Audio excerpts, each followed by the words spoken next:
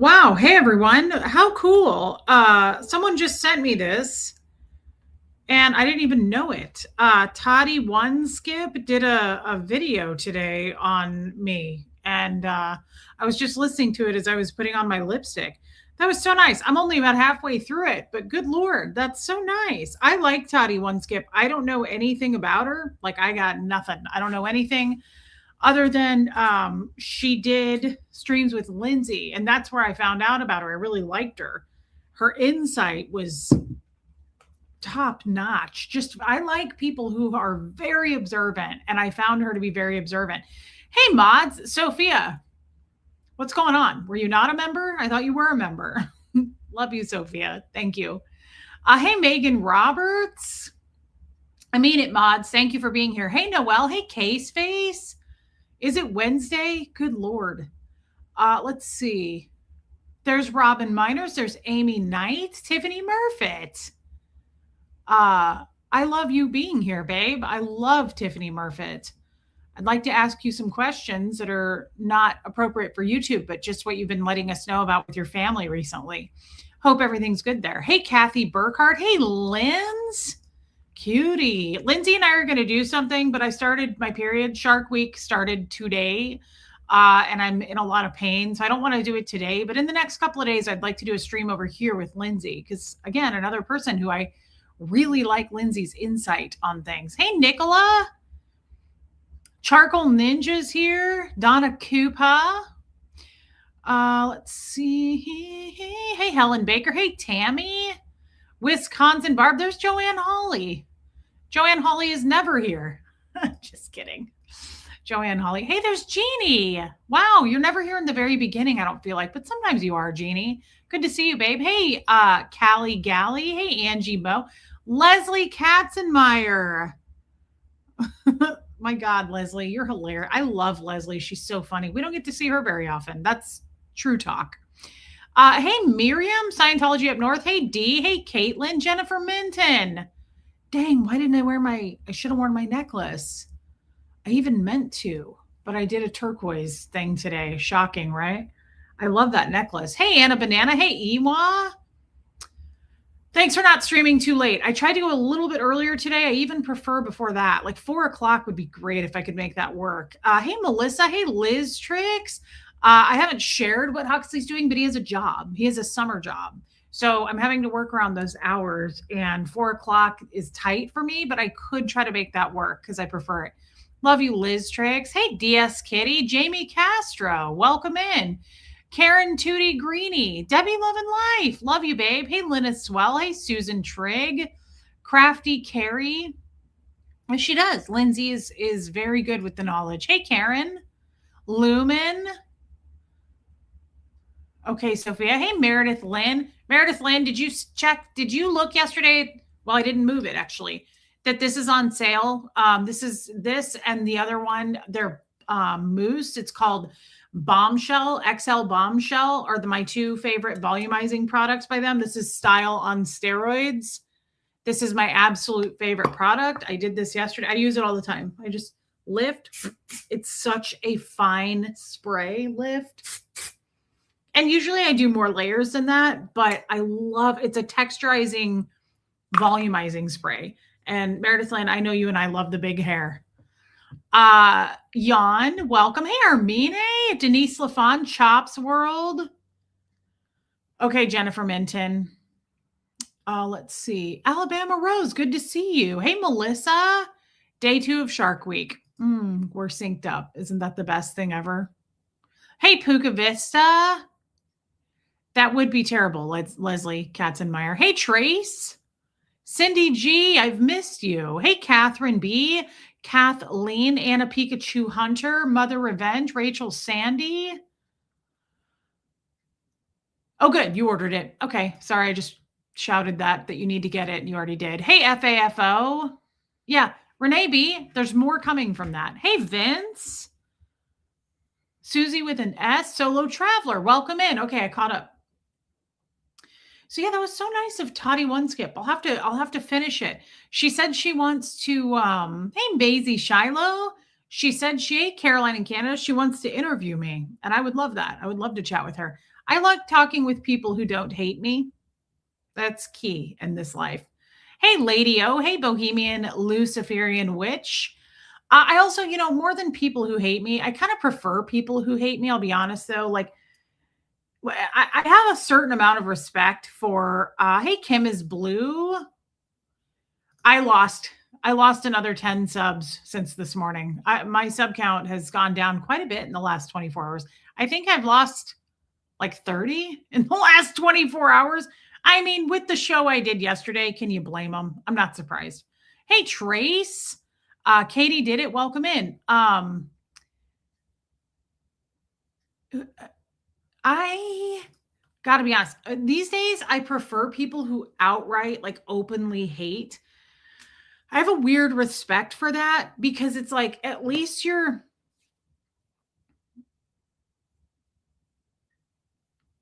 Tommy is doing okay. I don't know if he's going to do a show or not tonight. We'll have to see actually. I At least you're open about it, your hatefulness, and I'm not being silly. I'm serious.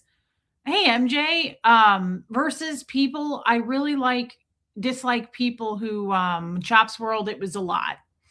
I really don't like people who pretend to be your friend.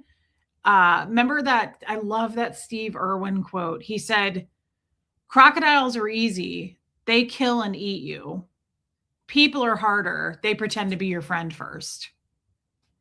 So clearly, like, I'm not the only one that has that problem. I'm kidding. I know everyone has that problem. Thank you, Angie Mo. Hey, Lydia Krause.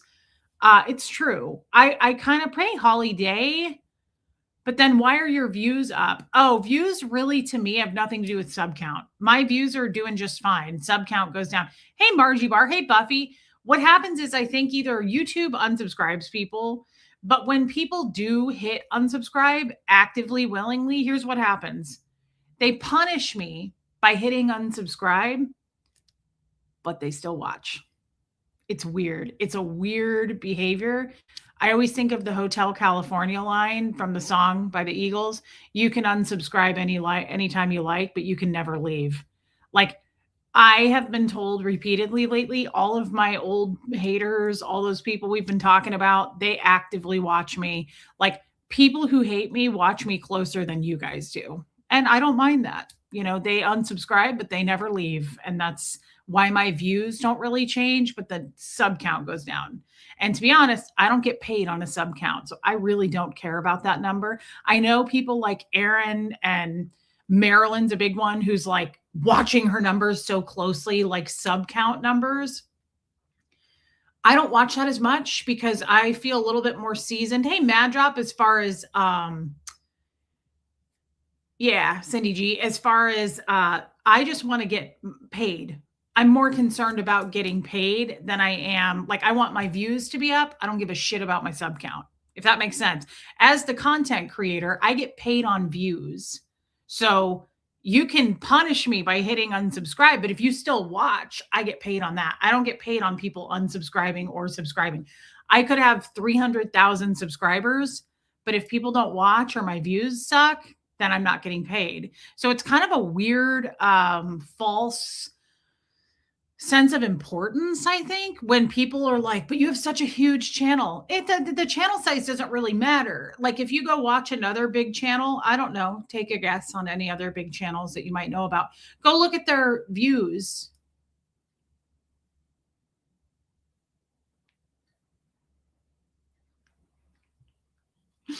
Go look at the views. So it's all about the views, guys. And my views aren't great. My views have always kind of been consistent. Not true.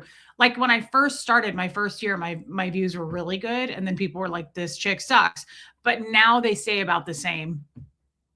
So I get it about the sub count. I see Marilyn being like making fun of anyone whose subs go down, which I think where's Briggs? Hers might be going down.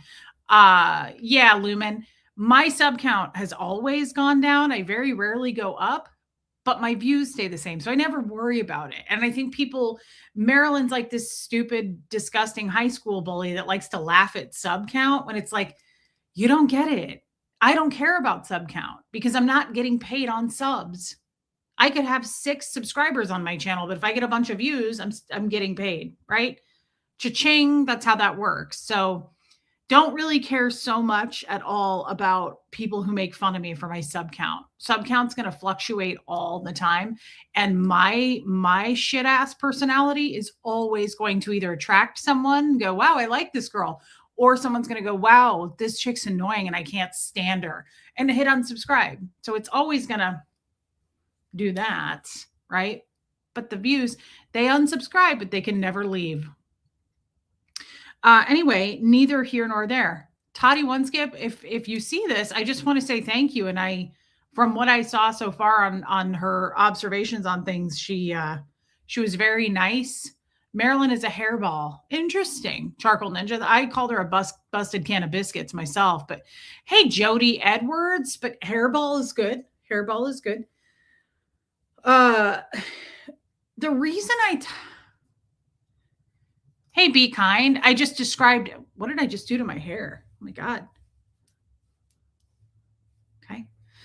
You just described everyone, to be honest. You mean about YouTube? Yeah, Amy Knight, they probably will. Yeah, that I don't know what that means, but be kind, welcome in. The reason I titled this was very specific. It was a very specific thing. I was up most of the night. My period started, Shark Week started in the middle of the night, and I was trying to tame the cramps and getting started on the Advil right away. And so I just didn't sleep well. I had my heating pad, but day 1 and 2 are always really awful for me. So I was up a lot last night and I was watching reels like I do. And I like to watch reels that are talk about like human behavior, psychological behavior, things like that. I like funny stuff too, but I really like to watch like the 3 to 5 minute things that are like psychologists specifically talking about things, because it helps me to learn. It just helps me to go, oh, and I connect things in my past, stuff like that. Exactly. Cindy G, I don't worry about the numbers too, because the right people will come and the wrong people always leave, right? The trash takes itself out. I mean that, like rotten fruit falls on its own. And then what's cool is people come back too. And I love when that happens. I don't know if Susan LeBlanc is chosen to come back still after yesterday. I'm sorry, Buffy, but she came from one of the hater channels. She came back and I really was grateful for that. But I'm not also trying to keep people. If people decide they don't want to be here, I don't necessarily think those people are trash, but I consider trash people are the ones who are sitting there like excited and hateful and then going to take it all to Reddit and make up stories and exaggerate things. Yeah, Cindy G. I just don't ever worry about that stuff. Hey, Kestrel, I am almost 42 in a couple weeks, and I've only had this YouTube channel for almost 3 years. So it's not like yeah, Kestrel. It's what am I trying to say? It's not like it's the end all be all. I love it here, but if I don't make money here, then that's okay too. I'll just go get a job. That's how I see that. Like it's not a must thing for me. I just enjoy spending time with you guys and chatting through it. I really appreciate making money doing it, but I certainly know, and I say this all the time, but at the start of every month, it's not like I'm clocking in. It's not like I get any kind of benefits, health insurance, anything like that. So it's either feast or famine. I realize that every month I'm like, super chats could dry up. It absolutely could happen. Like people could just go, I'm kind of done doing this. I don't want to do it anymore. And I see that all the time in the numbers. So I'm prepared for that. 24 Mia. Hey, Reese, longtime subscriber. Hey, DNV. Watching on and off as life gets in the way. Sweating my tits off in the UK. So is Lydia Krause and Armine and probably Stella, although Stella's walked out of a damn magazine all the time. And she's friends with like every celebrity. She makes me angry. I feel inadequate, but I love the girl. So planning on watching tomorrow. We'll still love your content, by the way. Thank you. I never see you, which makes sense because life gets in the way, like you just said. Well, welcome in, and thanks for staying with me. That's so nice. Yes, Buffy, so true. So I was watching this reel, Yeah, apparently it's just hot everywhere, and I'm already getting hot just right now. I was watching this reel, and I'm gonna play some of it because I really liked what these women had to say. First of all, I just guys, I really love strong women. I love watching reels of very strong women. Let's see. Just women who have been through it, women who are educated in this area. Hey, Alicia Johnson. Hey, Aunt Nene Hobbs. Welcome in. So I know that not everyone likes listening to these reels. This isn't very long, but these are two amazing women. First of all, I've been watching this lady for a little bit now. Hey, Shell. I don't know who she is. This is the lady who I said the other day is like super exotic. And you might go, well, why? Just look. It's the name of the podcast. So I don't know who she is. They don't have her name up, but I'm guessing some of you probably will know who she is. She's very exotic. She's got an accent. She's gorgeous, and she knows who she is. She owns who she is. She's unapologetic about who she is. I don't know who this woman is, but I like her a lot. I'm very attracted. Um, I got a Bobo on my membership square. Oh, that's so sweet. Thank you for being a member. Hey, DNV. So I want you guys to listen. I don't know who the other lady is that's interviewing her. I'm not going to play the whole reel. I'm going to play about a minute of it, but I want you to listen to this because after I heard this at 3 a.m., then I couldn't go back to sleep. I was like, that's so interesting to me. Okay. So it's part of this, the title of this. So let's listen to this. I've got to. Okay. Well, once you do the work, Okay, so once you do the work. Once you do the work, your conversation with yourself changes. Like, for example, if I get rejected now, instead of saying, oh my God, how dare he? My heart, I'm broken. I go like, you know what? At least he was honest enough not to play me. Yeah. And he was honest and left, because he's literally not only protecting himself, he's protecting me because he can't give me what I want. He's not who I want, So you look at things in life and you look at it from a different mindset. Yeah, I would say, some people have a swimming pool capacity to love and some people have a cup. So if I've got an ocean capacity to love and I met you and you've got a cup's capacity, I can fill you, but you can't fill me. 100%. So what are you an Olympic swimming pool capacity to love and are you paired up with someone who's got that much? So yeah. Even just a little espresso shot is all they have. An espresso shot is all they have, she said right there. I really found that to be fascinating. Hey, Lilac Lime. So I'm going to repeat what she just said. Some people have a swimming pool's capacity to love, and some people have a cup or an espresso shot size cup. And I can fill you, but you can't fill me. Yeah, Alabama Rose. I knew somebody would get something out of that. I didn't expect everyone to. But just so that alone kept me awake for hours because it made me think about my recognition when I was in my 30s. When I realized I was chasing my dad's love, I was chasing his love. Remember, I figured that out in therapy, and the therapist said it's like a black box. His love was inside of a black box that you've been chasing forever, right?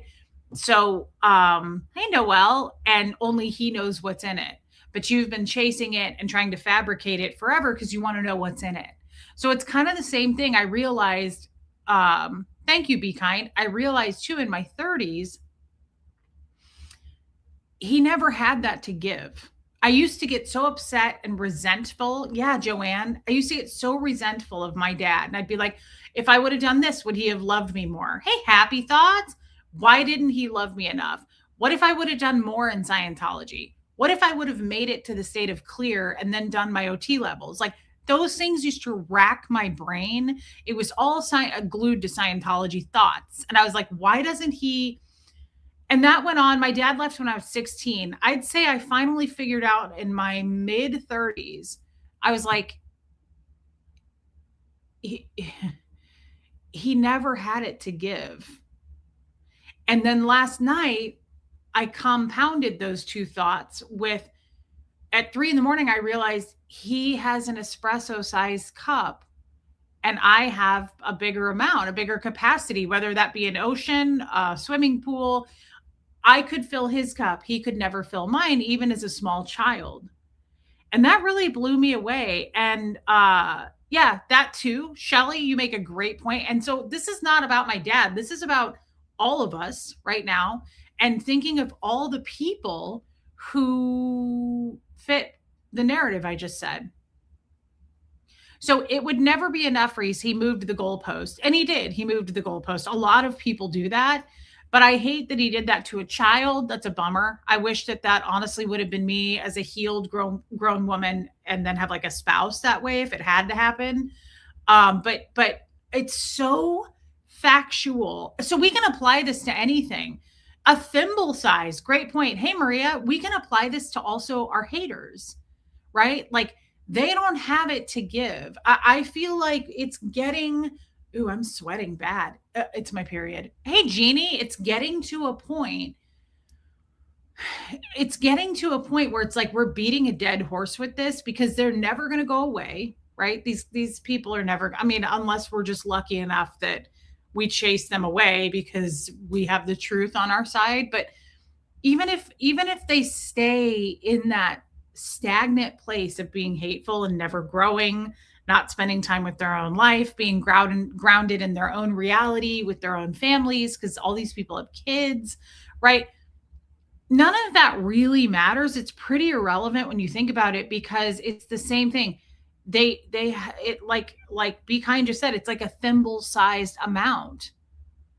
Imagine how hey, Bill Stone, imagine how they treat their families. Like, I'm not even a real person to them. I've never met our haters. I don't know those guys. I've never met them in my life, yet they call me cunt and mom of the year and all kinds of stuff like that. Imagine how they treat their real people in their real realities. Ooh, they're probably pretty abusive, right? They're clearly abusive toward women and kids. They're also abusive toward my son, which is a pattern of behavior, which tells you how they really are. And so this isn't also about the haters. It's not about my dad. It really put things into perspective.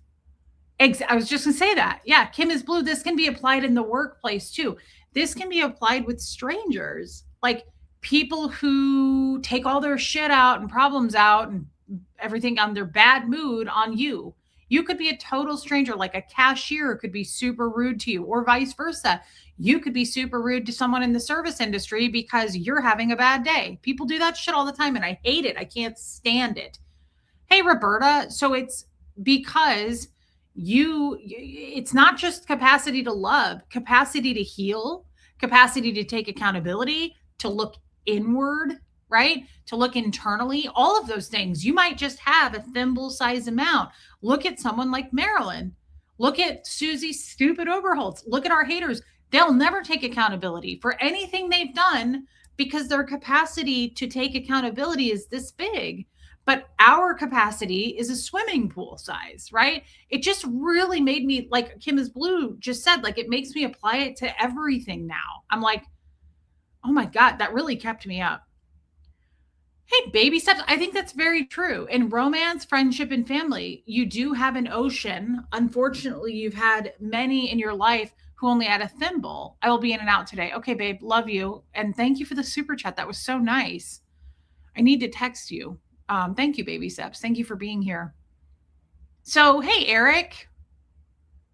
It just really, really put things into perspective for me. And I thought, in a lot of ways, I think I have I just realized this in real time. This is not something I had planned to say. I think I have a bad habit of this. I think I have a bad habit of, well, we've talked about this, but hey, Nancy, chasing the snake. I get bit by people.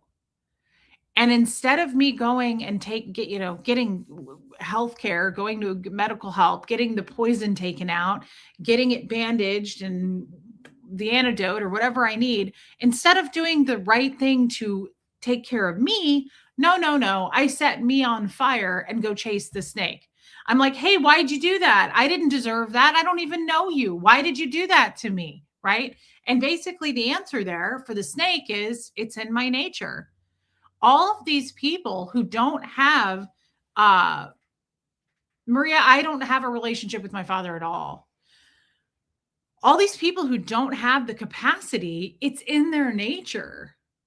And I'm sitting here. So what I was going to say is what I just realized in real time is I have a knee. I need help. I need to get some help about that. I need to talk to my therapist about that. I just realized I have a real weakness that I need to work on.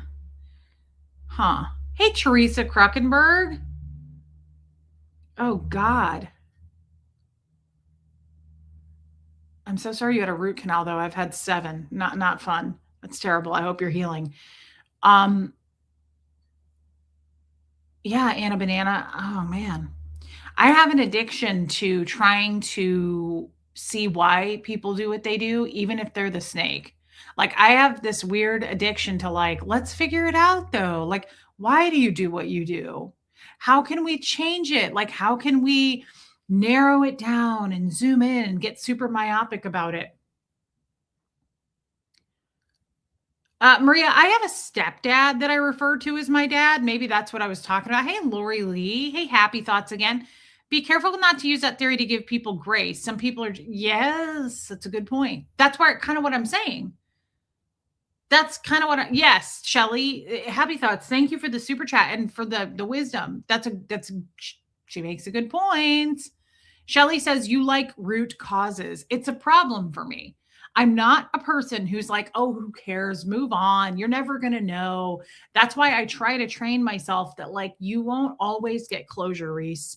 I have to remind myself of that a lot. Like, you're not always going to get closure. That's not always going to happen. Like, you have to be willing to accept the fact that, like, you have to heal anyway.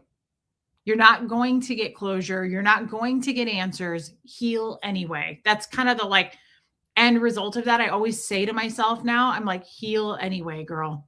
You're not going to get it. You're not going to, I'm not a person who needs apologies, but like along that line, like, you're not going to get an apology. You're not going to get closure. It's not going to end like you want it to end. You have to heal anyway. You got to walk through it anyway and just accept.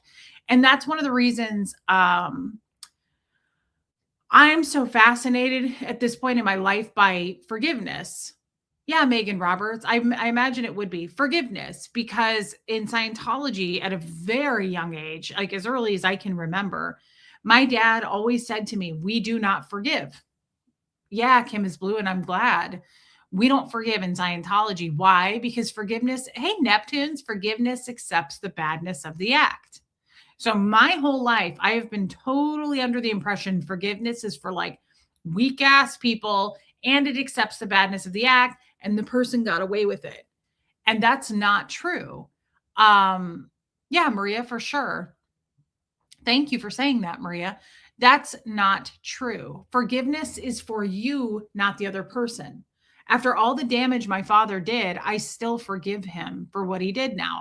I love him anyway. I've healed anyway. And I've accepted the fact that I'm not ever going to find out what was in that black box that I was chasing. I'm never going to get closure from him. Not going to be able to have a conversation with my dad, which that's still tough on me. I would like to, but also it's like, what's the point?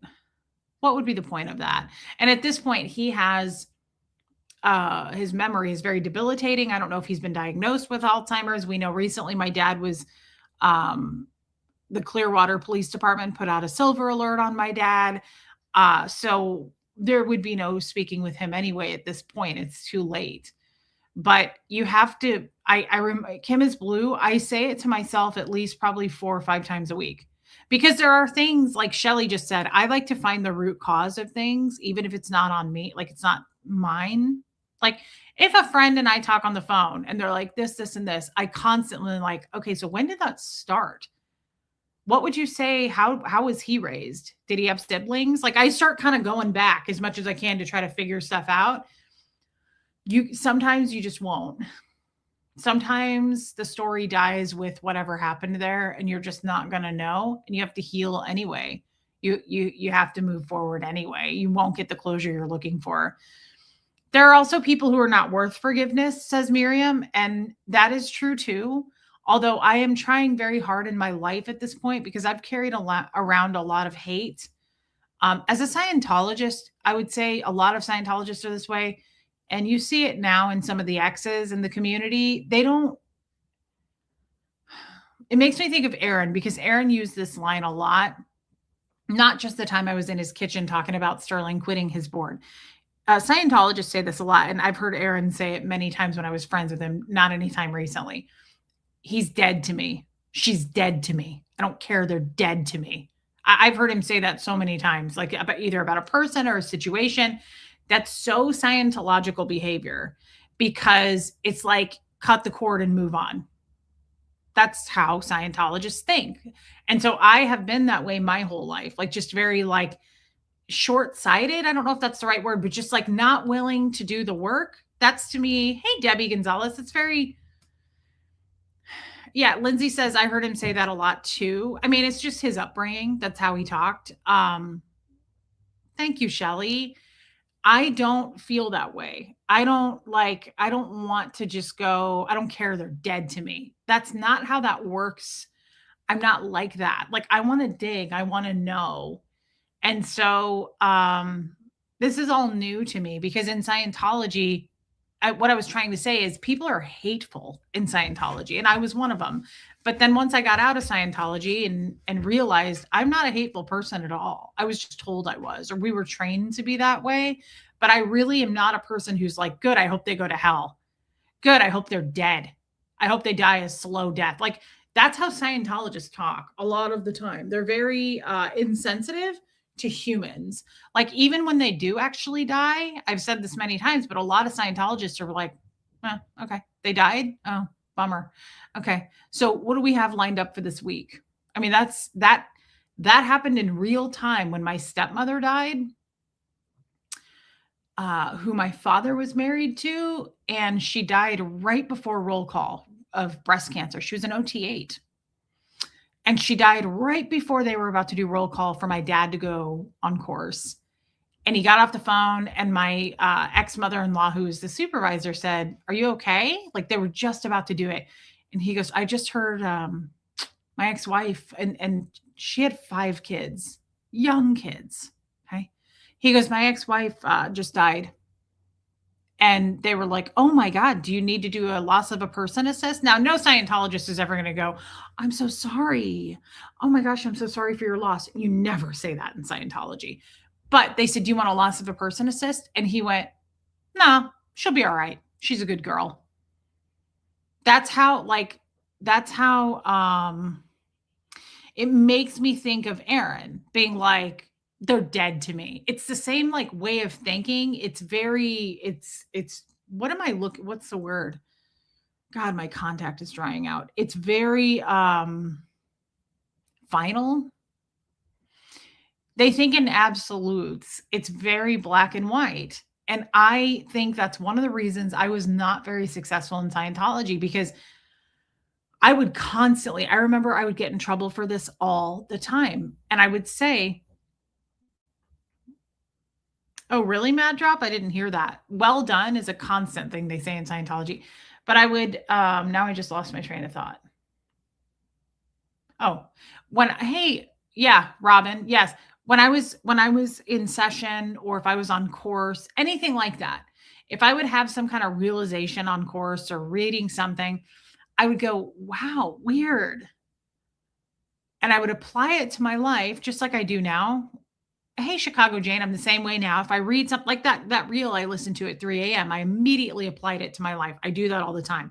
If someone drops some little wisdom bomb, I'm like, oh my God, I never thought of that before. And then I'm like, that applies to this. Oh my God, I remember when I was 7, that applies. Like I start plugging it into things. That's just how I think. And hey, Rocks. And I used to do that in Scientology. And they would say to me all the time, I would go, wow, I wonder why I do that. That makes sense. And my supervisor, my auditor would always reprimand me and go, we don't need to focus on the why. Do you understand what that means? That's how they say it in Scientology. Yeah, be kind. Be kinder. I guess it's be kinder. They would always say, like, you don't need to focus on the why. Like, stop being significant. That's how they talk in science. It's a way of putting it in Scientology, but we don't need to focus on the why. So like the original, like Shelley said, the root cause it would be the why. And I would go, I know, but I want, and they'd be like, no, no, it doesn't matter. Like, it doesn't matter why you're doing it. You don't need to go back and try to figure out why. Like, they would get really pissed at me for that because that's being too significant. So I'm getting too like in the weeds is what they mean by that when you're being too significant. And so like they would say that to me all the time, like you're being overly significant. Stop being so significant, Reese. They would say it to me all the time. And it makes sense that now I have, hey, Christy Lynn Wilson. It's good to see you, babe. That now I have a YouTube channel where I am yeah, Maria, I wasn't the only one, but yeah, there was some people. Maria says it sounds like I was the black sheep in Scientology. There's more black sheep than not. But I got in trouble a lot. Hey, Aspire, because yeah, I wanted to know what makes people tick, especially me. Sophia, for sure. I got in trouble a lot, Maria, but I'm not the only one. I'm sure Aaron was probably one of them. Probably Nora. Well, I don't know. Nora was pretty highly trained and I don't know. I actually would like to get her more of her background in Scientology story. I know a lot of it, but there's some details I don't know. But I know for sure that I would get in trouble a lot because I questioned things. I would question things, and you definitely don't want to do that.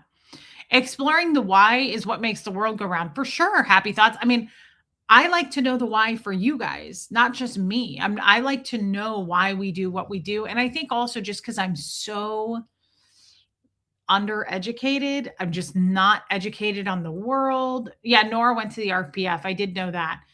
No, I'm not up to speed on a lot of things in the world, in history, stuff like that.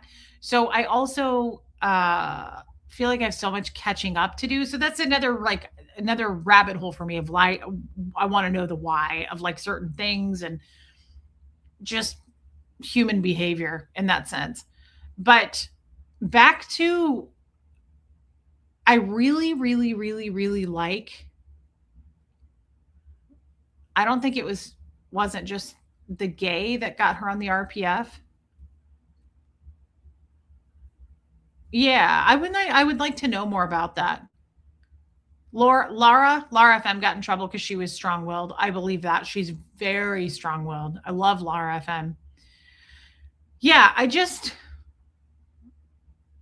thank you, Maria. Well, I don't know that I would have left Scientology. It's an interesting thought too, is like now knowing what I know and where I'm at, it doesn't really have anything to do with now though. Hey, Jennifer Steps.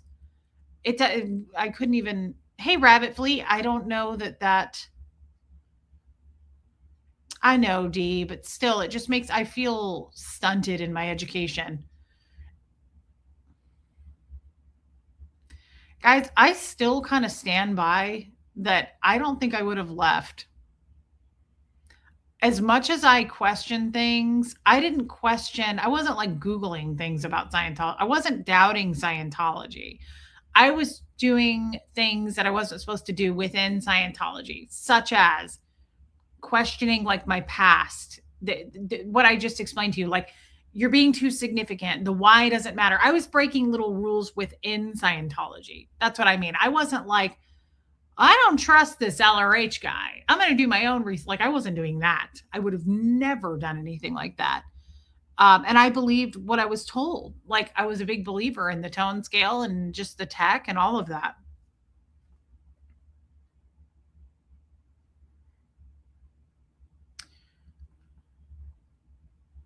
Yeah, that's where I decided to cross the line. Christy Lynn Wilson. When I watched the Aftermath show, I was at that point, Christy Lynn Wilson, I had been asked to watch that Aftermath show, I think for 2 years before I actually watched it. I was asked for 2 years. I was practically not bullied, but pressured. I was very heavily pressured to watch that show.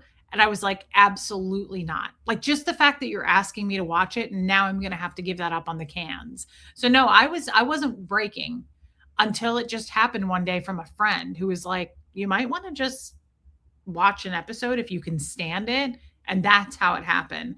But once I did watch it, hey, Tennille Brown, once I did watch it, I knew there was no going back. I knew I was, and I watched the one episode and I was hooked. I was bawling and I was like, I gotta watch the rest of this. I wasn't questioning the technology. No, you were questioning the way the organization applied it. Not so maybe Christy Lynn Wilson, but it's not even so much the way they applied it. It was just more, I was breaking the rules of, like, I think in Scientology, looking back, everyone is supposed to be this like sheltered little soldier. We all think the same. We all, people are different, trained at different levels, but there are just certain rules that you abide by. And I was a seasoned Scientologist. So, what is the Aftermath show? It was a show on the, it went on to Netflix, but I can't remember where it originated. It was originally on a network I can't think of right now. It was a 3-series show that was fantastic that Leah Remini and Mike Rinder put on to expose the individual crimes of people in Scientology. It was incredible. 4 hours, Buffy, on High. A&E. Thank you, Buffy. So I don't know if it was that I was just more Christy Lynn Wilson. I feel like I was just more under I wasn't really applying the technology correctly, and I knew better, but it was more I was being innocently kind of curious, like about myself. I didn't know a lot about myself or who I was, because in Scientology, they tell you who you are through auditing and past life stuff. So I didn't really pay much attention until I started to get older about like, maybe I do like that. Maybe I don't like that. So then I would start to like be in session and I'd be like, no, Amy Knight, a friend of mine asked me to watch it. In all fairness, you were very young. Why wouldn't you believe the adults? Correct. And I was born into it. So what I was told at a very young age is what I believed. And I believed that as I grew up. I believed it. But hey, wine.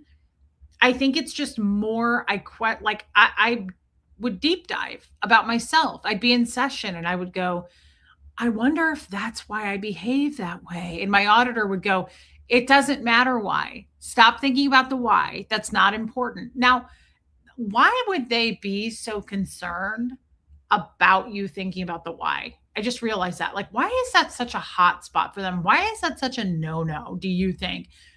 I think it's because they don't want you. I think it's the same reason husbands report and write up reports on wives. Wives tell on their husbands. Moms report on their kids. There's never safety. There's never fully trust. And I think they don't want people bonding, but they don't want you bonding with yourself. And I just realized that just this second. See, I love streams like this. I know you guys probably don't, but going through, just like scanning through Scientology stuff for me and realizing shit in real time like this is wild. I don't think that they wanted people bonding. You know what I mean by bonding with yourself. They don't want you finding self-confidence. They don't want you questioning. Like I got in trouble so much for that. I can't even explain it. God, this contact. I would constantly be like, and you guys know me. I do this all the time. It's not like this is new. I've been doing this for a very long time in Scientology, where I'd go, I wonder if that's why I do that. Like, I would be in session. Hey, Marty Jewel. Hey, first day of the rest of your life. I'd be holding the cans on the meter in session, and I would go, holy crap. I'd have a cognition. A cognition is a realization. And I would go, holy crap. I just cognited on that. And my auditor would go on. What's happening? And I would go, I just realized that I do that all the time. It's an automatic. I do it all the time. I wonder why I do it. Oh my God. I wonder if when I was 7, and my auditor would stop me and go, okay. We don't need to get into the why. We're not going to get significant on this. Okay. And same when I would be on course. Yeah. They don't end battles. And it's a good point. How much of that belief was because you had no alternative though? That's eerie. It's a great question, but that makes me uncomfortable. Life is all about constantly learning, but they don't, they want you learning, but they want you studying hardcore the works of L. Ron Hubbard. They don't want you studying it and then looking inward and going, oh, right? Because think about it. Thinking for yourself is a problem in Scientology. And I always thought that, especially toward the end. I was like, I'm not even thinking for me. I just read L. Ron Hubbard and I just have to apply that. Yeah, Maria. So, like, for instance, I'll give you a great example. And this is as long as I can remember. It's never changed. It's an automatic in Scientology. If I would say something anytime inside of the org, outside of the org, as long as I was around a Scientologist, this is an automatic thought answer. Yeah, Mad Drop, great point. They want Amy, robots, not humans. I would go, I wonder. I'm trying to think of something. It could have anything to do with anything. Like, I wonder why men do this and women do this. It could be anything. It doesn't have to be anything about Scientology. Or I could be like, I wonder why they make cars like that. Anything. Could be about my mind. Could be about I was going to say the MEST universe. That's so Scientology of me. MEST is matter, energy, space, and time. This is MEST. Everything is MEST. Matter, just matter. We're made up of matter. So the point is, it could be anything. And the immediate answer is, well, let's see what LRH says about that. Not like, let's Google it. Let's get an encyclopedia. Let's see where the reason. No. What does LRH say about that?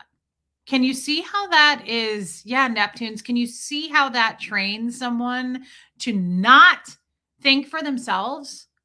Hey, good to see you, babe. Do you see what I'm saying? If you do that so over and you good? Well, hello, you. Oh, he's a great guy, though. And he's a friendly person. And you can grab his face anytime you want. You can grab it. You can kiss it. You can make him smile. He says, I'm your emotional support kissy man. And he's a good boy. And he says, I won't rip your face off like that poor woman with the orangutan. He says, I won't do that. So if you're feeling sad or you're on your period, he says, you can come up and you can grab it. He says, but I won't kiss you back. I don't do that. I'm not going to kiss. But you can grab my face anytime. Love you, Bojangles. I know he's derpy. That's so cute. Bo is derpy and cute. He's just like, he reminds me so much of the Snuffleupagus from Sesame Street. Because he's just like, hi, Bert. And he's just walking around just like lanky and cute and like a woolly mammoth. Yeah, Neptunes. Oh, Jennifer Steps. I love these kinds of streams. Yes, I miss you, how's Tommy? By the way, thank you, Gary Mackey, and thank you for being here. I love it when you pop over here. Thank you for the super chat. He's much better. Tommy is in such better spirits. I'll tell you, they're trying to get his medications under control. So, they're trying to get everything leveled out for his heart to see. This is how he explained it to me today, because he may have to have another surgery. He may have to have an actual surgery on his heart, but he may not. The doctor wants to get him all medicated on the right stuff and the right doses first to see if it regulates everything before they have to do a surgery. So he's much happier. He's much happier. But some of the medications are causing crappy ass side effects, which I'm not surprised. He's got a whole bunch of meds he has to take. I took just one trying to adjust to diabetes medicine, and it like nearly killed me. Hey, Kelstorm. Hey, Raymond. So that's where he's at, Gary. But thank you for asking. I'm hoping he'll do a stream tonight. I asked him earlier and he said, I don't know. We'll see how I feel. I'm so proud of him because this is a whole new man. He pushed himself ever since I've known Tommy, which is several years now. He's like, I got to do it. Nope. He's very Scientology. He's like me. I'm like, I'm sick. I still have to do a stream. Now he's like, I'll see how I feel. I'm like, who is this person? I love it. I love, love, love that he's just taking care of his body. I think because he's about to turn 56 in a couple weeks, I think he's probably just starting to feel like health is important. I think we all kind of reach that. I'm starting to see it too. Like, I'm at the point where I'm like, if I don't do something about my weight and my health, I'm going to pay for it in about 5 to 10 years, I'm guessing. Or I could do something about it now and be on a better path, right? Hey, Abigail. So I love it too. I mean, I just love that he's taking care of his body. Jennifer Steps, your trauma is still so new and yet you're recovering in real time and not attacking anyone. Well, thank you. No, I don't know why I would attack anyone. I'm not going to attack anyone unless they come for me first. I don't attack people. Maria, me too. Joanne, I don't know if you believe in things happen for a reason. I believe God turned you on a better path for you and Hux. And I'm so glad it did. I look at you and how you have come into the woman you are and the amazing young man Hux is. Thank you so much. So we talked about this the other day, Joanne, and thank you for your super chat. I love you. Thanks, Leslie. Yeah, Tommy and I's birthdays. It's me, Tommy, and Johnny. Tommy's the 3rd, Johnny is July 6th, and I'm July 8th. So I'm trying, just so you guys know, I'm trying to go to Ecuador for our birthdays. That was the plan until he fell sick and I had to go. So we kind of used our trip for that when he got sick, had that emergency last month. But we're trying to figure it out. So I really hope we can. I hope we can celebrate our birthdays together. George Carlin taught me to question everything. Yes, I was raised on George Carlin. Joanne, I love you and thank you for saying this. As far as if believing in things happen for a reason, thank you for your super chat. Oh, thank you, Raymond.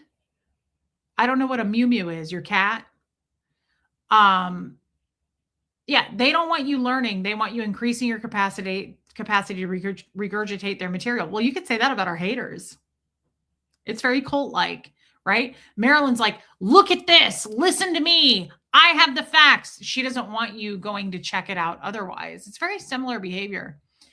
Know that guy, Thomas Moo? No, I don't know what that means. It's a guy. What was I just saying? Shit. Damn it. That was important. Attacking in contrast to how Aaron and his way of being an ex-Scientologist where he literally attacks people. Oh yeah, I'll never do that or support that. I will never support attacking ex-Scientologists. You know who he is, Reese. Lindsay, who is he? Is he a person on YouTube or is he a person like on Reddit? What was I just saying? Fuck. Damn, it was really important. What you think makes something, what do I think makes something a cult? Cindy G, that's a great question. Jan, I'm sure. He makes those crazy videos about us. Okay, maybe I'll have to look at his channel and see. That's a great question. Oh, okay, Cindy, I'm gonna star your question. You're right. Joanne, it was something to do with what you said. Let me go back and look. Oh, things happen for a reason. Thank you, Joanne Holly. I love you. Just real quick. Things happen for a reason to me to teach us something though. I don't think it ends there. Things don't just happen for a reason. I think things happen all the time to teach us something. I feel like, I truly feel like, this sounds weird, but I do feel like life in general is a school. I feel like things are a school all the time. Like just all kinds of stuff is a bit of a school. And if you don't learn the lesson, you'll repeat it over and over and over until you do learn it. That's kind of where I'm at on things happen. Yes, things probably do happen for a reason, but I also think that those reasons will continue over and over and over until you learn the lesson. So, it's a school to me. It's like, did I learn it or not? That's how I feel about our haters. I'm not learning the lesson of like, just shut up about them. They're never going to leave. They're never going anywhere. So it's like, just shut up about them. They're not doing damage. You don't need to highlight this. Hey, Tennessee girl, that's how I feel about that. So I think everything, if you look at it in that light, I look at everything as a school. Like, what is this teaching me? That's how I try to look at things now. Like, I liked what that girl said that I played on that reel. She said it too. She said, when a man dumps me now, I don't get all like, oh, and my feelings about it. I think I'm glad at least he dumped me and didn't waste my time and didn't waste his time.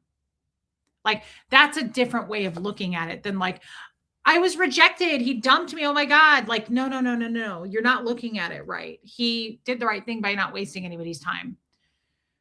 I feel that way about everything now. I'm like, what is this trying to teach me? Oh my God. That was the other thing she said. Hey, Allie from England. I made a huge mistake at 3 a.m. watching that. There's an end to that, and I need to talk about it. Yeah, what can I take that's positive from this? But also, Cindy G, what can I be? Is there something I can be grateful about this? And as far as our haters, there's all kinds of stuff I have learned about me through our haters, through that filter. Even though they're bad and they're evil, they taught me a lot about me and how strong I am and how I feel about total strangers. Do I value this? They've taught me to kind of zoom out, take a step back and go, I don't even value this shit, but I can learn from it, right? I can learn some things from it. That's kind of how I feel. Like everything is a school to me. I'm like, what am I taking away from this? What am I missing? Like I examine everything differently now. I wanted to know why I do and think the way I do. So I got assessed for autism, found out I am on the autism spectrum. Things make more sense now. I love that. Is that recently? Congratulations, Shelly Kelly. That's amazing. I would like to have some kind of an assessment like that, but it's expensive. And I asked my therapist of many years now, I said, do you think I'm autistic? And he was like, no. And then I said, do I have borderline personality disorder? Because that's what my haters say I have. And he was like, you definitely don't have that. And he doesn't like to label stuff, which I love about my therapist. I'm like, do I have this? Do they have that? And he always goes, who cares? Why are we labeling it? Right? Like they have a disorder. They have something, like something's wrong. Right? So it's like, he's always like, who cares about labeling it? But remember that one time I was like, gun to your head, dude, blink twice. Like, what do I have? And he was like, oh my God. He said, you probably have some kind of an attachment disorder. And I was like, no, that's not accurate.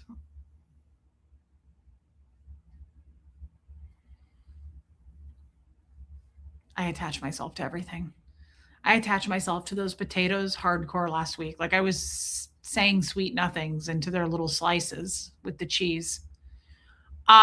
Yeah. So that's how I feel about whether or not things happen for a reason. No borderline, Reese, not even a little borderline personality. That's what my haters say I have. That's so stupid. And it's nicer than it looked online. Oh, I love that. Thank you for supporting them, Tennessee girl. Hey, honey bunny. Love you, babe. It's just talking about you. Shelly Kelly, I'm really happy for you. I think that's great. I would love to get some kind of an assessment to see what's wrong with me because I know something's wrong with me. But at the same time, I think, what can I get out of it? I kind of like me more lately, and I'm not ashamed of who I am. So that was the other thing I wanted to discuss. This is really interesting. What's meant for you will never pass you by. Great point. Thank you, Jennifer Steps. Probably Sophia, and maybe a little OCD. And there's always a reason things happen for not to you, whether good or bad. I love that as a great way to view it. I love you and thank you. You used to be called Proven G. I was like, what did your name used to be? Thank you. And thank you for the super chat. That was really kind of you. Great wisdom. Hey, Kat. I private messaged you the link. I thought it would be a nice change since it's not really insulting you. Okay. I mean, I don't really go after, yes. And thank you, Raymond. I don't really go after, I don't seek out hate on me. So if there is some other person out there that's talking shit about me, I don't go looking for it. I don't like Google myself. I'm not typing my name into YouTube. I'm not looking for it. I'm aware of the current haters. If there's a new one, then there's a new one. Um, he's called her all sorts of things in other videos. He's disgusting and he lies. Okay. Well, that's pretty much the makeup of a hater, it sounds like to me. So the other thing that this woman said in this video, and I thought, oh my God, I'm so guilty of this. We could do a whole other show on this. Exactly, Sophia. So she said something that I am super, super, super doing right now, and I need to change it. She said, you cannot, whether it's like pray, if you pray for something or you journal and write out like trying to manifest things. Hey, Sharon Spaghetti. Yeah, Cindy G. Whatever it is, we all want things, right? To either change, or you hope for something, or you hope for good news on this, or you want to make money, or you're praying for your health, whatever it is. You know what I'm guilty of? That she was like, a lot of people do this. Aw, Proven G, love you, babe. She said, she goes, she gave this example, and I really like this example because examples and concepts help me to understand and learn things. She said she has a friend who wants to find her soulmate, true love. Okay. And she said that she goes, she was journaling what she wanted specifically. And she goes, you need to be more specific, because if you just ask God for like true love, he'll send you a puppy, which I could see that. Or for me, a potato recipe, right? But I already have my true love. Sharon, it's a long story, but Tommy and I are really happy together. Hey, Christine Baker. So she said to her friend, she goes, okay. So she goes, I went over to her house for coffee recently. And I said, did you become more specific in what you wanted in your true love? And she goes, yes, I'm way more specific now. I'm trying to like write and pray for everything, every little detail in a man that I would like to have. And she goes, like minutes later, she goes, but I'm so tired. And she goes, tired of what? What do you mean? She goes, there's no good men anywhere. Like they're all taken. They're all married. They're no good. There's no good guys. And this was crazy because I'm guilty of that all the time, not in the form of looking for a man, but of what she just said. Are you guys following me here? She goes, you cannot hope or wish for something or a good turnout or whatever it is that people, go to bed at night worried about. Like, I hope this turns out well. I hope that my test comes back good. I hope that whatever. And then fucking turn around and sabotage it and go, yeah, it's probably not going to happen anyway. Or yeah, I doubt that that's really, it's weird to me that people do that. And I do it. I do it all the time. I didn't realize I was doing it. I've said this many times. I have a pretty major situation happening behind the scenes. No one knows what it is. I can't share what it is, but it's slow going and it's really, really troubling. And I'm trying to work through it and I don't have any answers yet. It's just like, ugh. And so I've been struggling with this for months now. And what I've been doing is sabotaging it by going, it's probably not, like I'm sure this is going to fail. I'm sure that this isn't going to be good. But then every day when I wake up in the morning, I'm like, man, I hope this works out. Fuck, I hope this works out. Like, I hope that, but by the time we're midday and I'm going to bed at night, I'm like, that shit ain't going to work out. I just know it's not. Like, true to form, it's not. I start getting really doubtful. I start becoming very bitter about it. And I'm like, nah, that's not going to happen for me. I'm sure that's how that shit's going to work out. And I just get like antagonistic about it. And I don't know if any of you followed what I just said, but it doesn't matter. It was for me and I worked it out in my own head. I didn't realize how often I sabotage myself on things. Does that make sense? Where I'm like, I talk to God all the time now and I pray for things and I'm like, please let this work out. And I'm in a place of like peace when I do it. But clearly throughout the day, I reach places of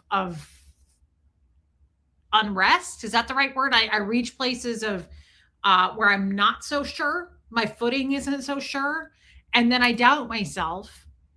Hey, Jill Turner. And I'm like, yeah, That's not going to happen for you. You're going to fucking fail. Or, I mean, I don't do it as much anymore. I used to feel that way about my channel. I would be like, people hate you, and like that's why you're losing people, and your channel's going to dry up and become nothing. I don't do that to myself anymore. I actually don't even think about my channel in that way anymore. Now I'm like, my channel is successful where it is right now. And that's the other thing. It's like loving a person or a friend. I only want friends who love me for the right now version of me. I want people who support me for who and what I am right now, not who I used to be, not like the potential in me. Yeah, Donna Cooper, not like I saw a glimpse of Reese be a much better person. And yeah, Sharon, and that's the version I'm striving for her to be. If we can just get Reese to that version, I don't want any of that shit. But I do it to myself with my life situations. I'm like, yeah, that's probably not going to happen because this happened to you in the past. And like, stop doing that. Put like, it's the right now, like situations for what it is right now. I don't know if that came out as well as I wanted it to. You still have, yeah. And Sophia, I think a lot of this has to do with being a Scientologist, right? Like Scientology is a lot of negativity, especially if things don't work out in your life. It's your fault. For real, it's your fault. Like if you get sick, if you lost your job, if you don't make money, if you can't afford a car, if your car got stolen or fucking breaks down, all of those things, your auditor or a Scientologist in your vicinity is going to go, well, what did you do to pull that in? That's literally what happened to me when I got diagnosed with diabetes. They were like, there's something really wrong with you. Like, what did you do mentally to pull that in on your whole track, the timeline? Like, why did you pull that in? Thank you, Miss Sunrise Dawn. I love you too, babe. So there's so many, there's so much residual effects, Sophia, of fear and doubt, because Scientology teaches you so much about, Scientology is a flight attendant for guilt trips. That's just all they do. It's just like this massive machine of like shame, guilt, shame, guilt, shame, blame, guilt, blame, shame. It's just this constant, Aww.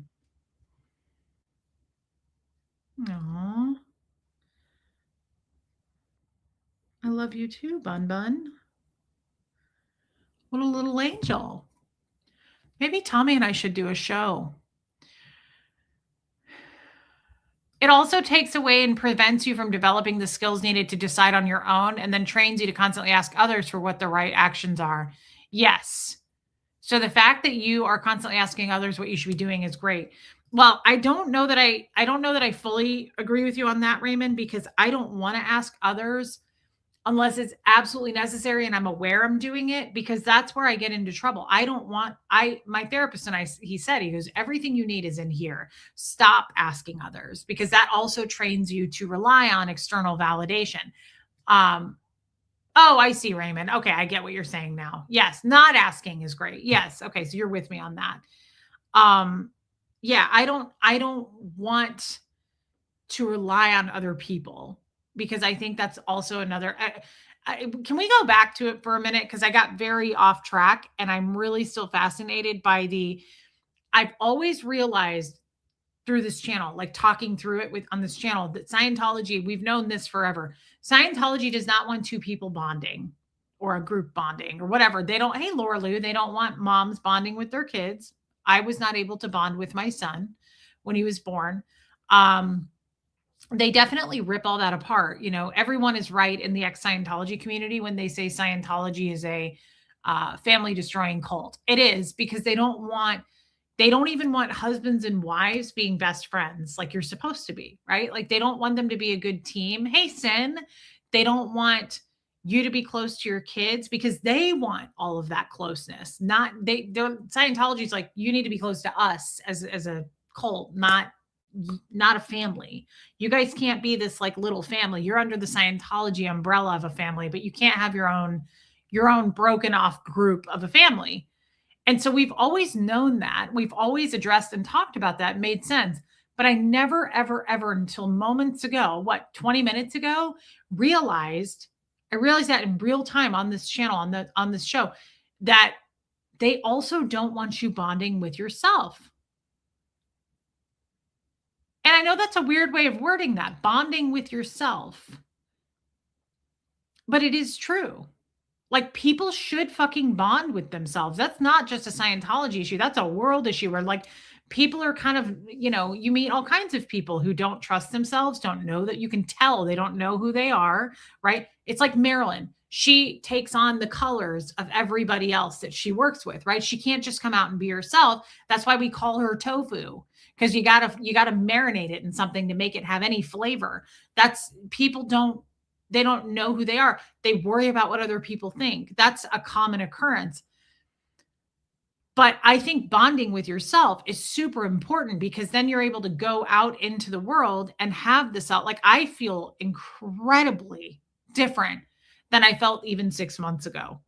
I know way more. No, Sharon, I know way more. My father, I cannot recall one time in my life that my dad said, "I love you." Not once. He never touched me. He never hugged me. No way. They don't use that. I feel so different now than I did even 6 months ago as far as self-confidence. I don't feel fearful at all anymore to, like, my whole life, any room I go into, physically room, I don't care if it's a grocery store, I don't care if it's someone's house, I constantly was like making myself small because I didn't feel like there was room for me. Like, I didn't fit in. I'd be like, "Oh, sorry. Oh, sorry." Like, even my personality, I was like, make it minimal, make it small. I could hear all the time, like, not everybody's going to like you, Reese. Like, so I kept myself small. And now I go anywhere and everywhere. And I'll go sit down and eat in a restaurant by myself. I take up all the space now. Right? I'm not rude. I'm much more friendly probably.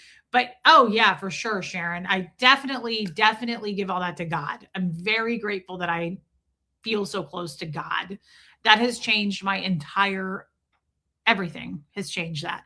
But now I definitely feel, yeah, it's my self-worth. I feel like I know who I am, and you're not going to shake that. So that's one of the reasons too, when I do talk about our haters, I say this a lot. I'm like, you guys are too late, calling me fat or laughing at me, or like, you're not going to find a weak spot, because there aren't any anymore. I came from Scientology. Like, you're going to have to do way better than that, because you're a total stranger on the internet. And you have to remember that too. I don't value anything that strangers think about me. I do the same with the opposite of all the hate. When a total stranger is like, "Oh my God, I love you so much. Oh my God, oh my God, oh my God, you're my best friend." Do you remember that person who love bombed the shit out of me, who was like, someone sent me an email way back and said, "I know you don't know me, but I know you, and I want to be your best friend. I'm applying to be your best friend." This was not a joke. She said, "I'm applying to be your best friend." And she went through like 10 points. And she was like, "Number one, I would make a good best friend for you because of this, and this." She was like, "Number two, I would be a good best friend for you because of this, and this." So it's just as weird for me, the people who I don't know who hate me, I don't value you. And the people who I don't know who come on strong like that, loving me like that, I also don't value you. So that's taught me a lot too, because in the past, the love bombers, I'd be like, "Yay, we're going to be friends. Oh my God, they love me." And now I'm like, that's a red flag. Hey, Bree, me too. I'm like, that's a red flag just as much as if I get an email that's like, "I wish you were dead," which I get those emails a lot too. I get emails all the time of like, "I can't wait till you're dead," or "One day you'll be dead and we'll all have a party." I get those emails too, but they're just as creepy to me as a total stranger being like, "I love you. I love you. I love you so much." That's weird. I don't swing either way. I don't like that either way. Yeah, love me, pay attention to me. I just found your channel and oh my God, I click with you so much and I really want to meet you in person. And where do you live in Tennessee? And I get shit like that. They're not bold enough to do it on YouTube here, because I think they know that behavior is weird. And they think I'm going to take the bait and be like, oh my God, I live here. Here's my address. Please come over. Like, please come murder me in my sleep. No, I don't like either one. Yeah. And, Shelly, you say that it's a good point, because the same person who sent me that, I want to be your best friend, and here's why, and I'm applying to be your best friend, that same person wrote like bullet point number 3 was like, I'm a vault. I'm under lock and key. I would never sell you out. I would never, what did they say? They were like, I would never go behind your back. I would never stab you in the back, whatever. That person went on that when I did that interview on Cults to Consciousness, she went on there like in the comments like 10 times throughout. She'd like Susie did the same thing. They just kept leaving comments. Jimena did it too. And she went in there and she was like, Reese harmed me and bullied me. And what did she say? She was like, made me, like I did something to her. And she was like, be careful trusting her. She's horrible because she really bullied me enough that she made me question me in my own skin, or something really fucking creepy. And I was like, I did all that to you? Maybe, again, like maybe your ability to take accountability is like a thimble and mine is a swimming pool. And I get a little tired of taking accountability for other people who are like, Reese made me want to off myself. Like, yeah. Reese made me send a picture of my vagina. You're a grandmother. You're a grown fucking woman with grandkids. I forced you to send a picture of your vagina. And then you were so hurt about it and sad that you made vagina merchandise on Marilyn's channel about it and made money off of it and made jokes out of it and thought it was so funny. I get so tired of people being two-faced hollow shells. Amy Knight, I agree with that. Nobody makes styro. Nobody makes anybody do anything. I get so sick of grown-ass adults being like, my ex-husband used to do this a lot. He'd be like, well, you made me do it, right? I remember I played that audio for you guys, and I will just say it, quote here. It's very similar, not taking accountability. He put hands on me in front of my son. And I said in this audio, I said, Jeff, you put hands on me in front of him. I said, you will never do that again. I recorded that. And what was his response verbatim? I'm sorry, but you asked for it.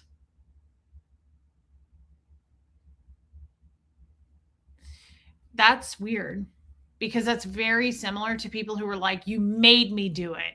You made me angry. Nobody really can do.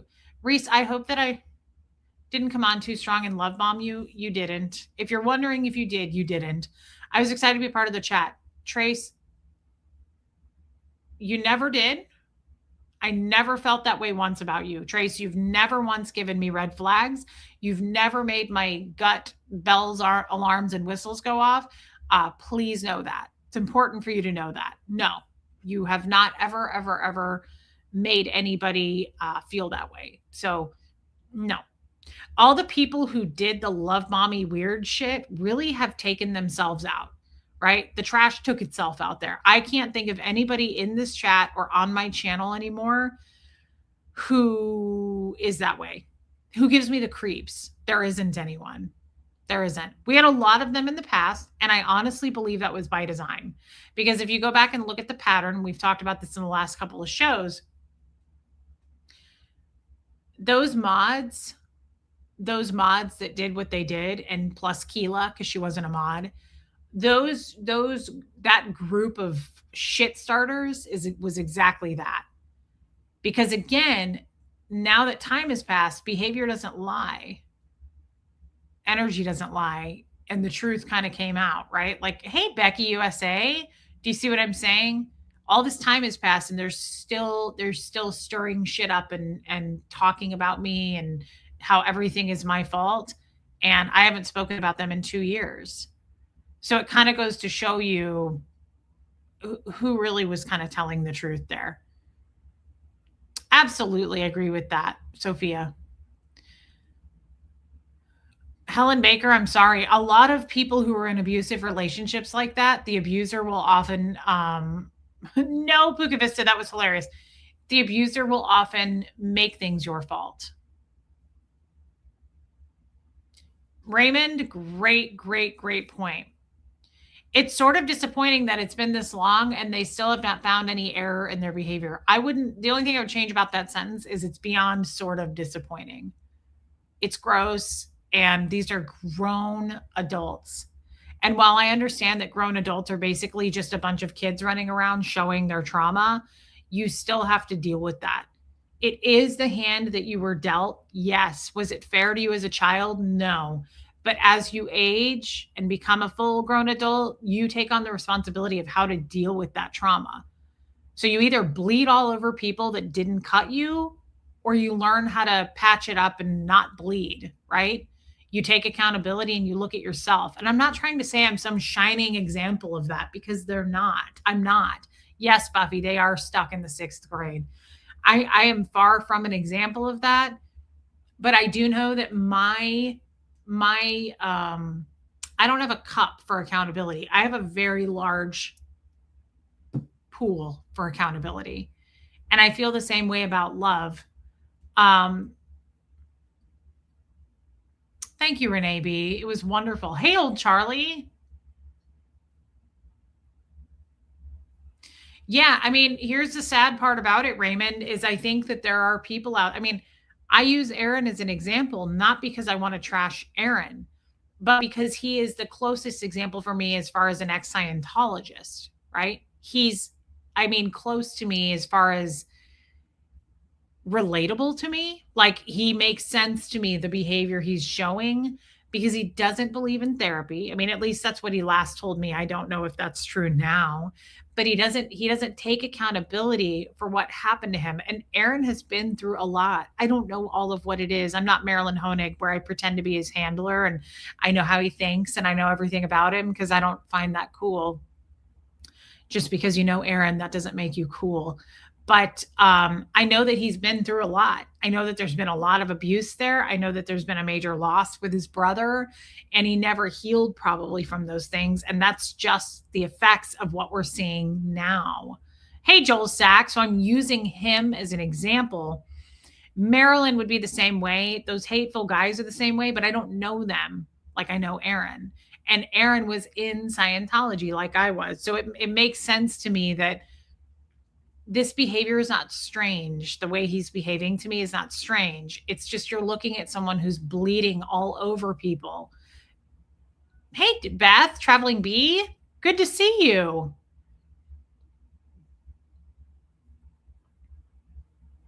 It's all about denial. It's all about denial. And to be fair, I don't know that it's appropriate to call him out on it and trash him for it. I also don't know that he's aware he's doing it. Probably not. Hey, P. Taylor. And I know that it's triggering and it makes a lot of people mad, but we can't change other people's behavior. We can only control what we do. And I don't see Aaron as some like big, powerful person. I see him as like like a kid. I see him as a kid running around throwing tantrums. And what you don't face will heal from will control you. And I also think, hey, Mama Brooke, I also think similar to what you just said, Sophia, I hate to say this, but I think because he's so unhealed and so easy to, he's all over the place in the scale of emotions. Like, sometimes he's like, ha, ha, ha, ha, and he's like all crazy and manic, if you've seen that. And then sometimes he's angry and like screaming at the ex-Scientologist. He's like goes through the range of emotions. Hey, Sherry Hicks. And I think that makes you easy to manipulate when you're that reactive to everything. I've said that. Hey, Mischief.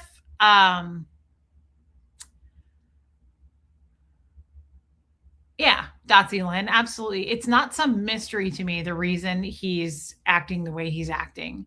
And it's gotten worse over the years. In 3 short years that I've been on YouTube. He's lost an entire trail. Hey, Marissa Martin, of his friends. Yeah, Donna Cooper, and he's crapped all over those people, and we're all crazy and backstabbing people. Hey, Susan. Somehow, he didn't do anything wrong in any of these situations, but like we're the crazy ones, right? Which I'm willing to accept that. I don't care. I'll take that title.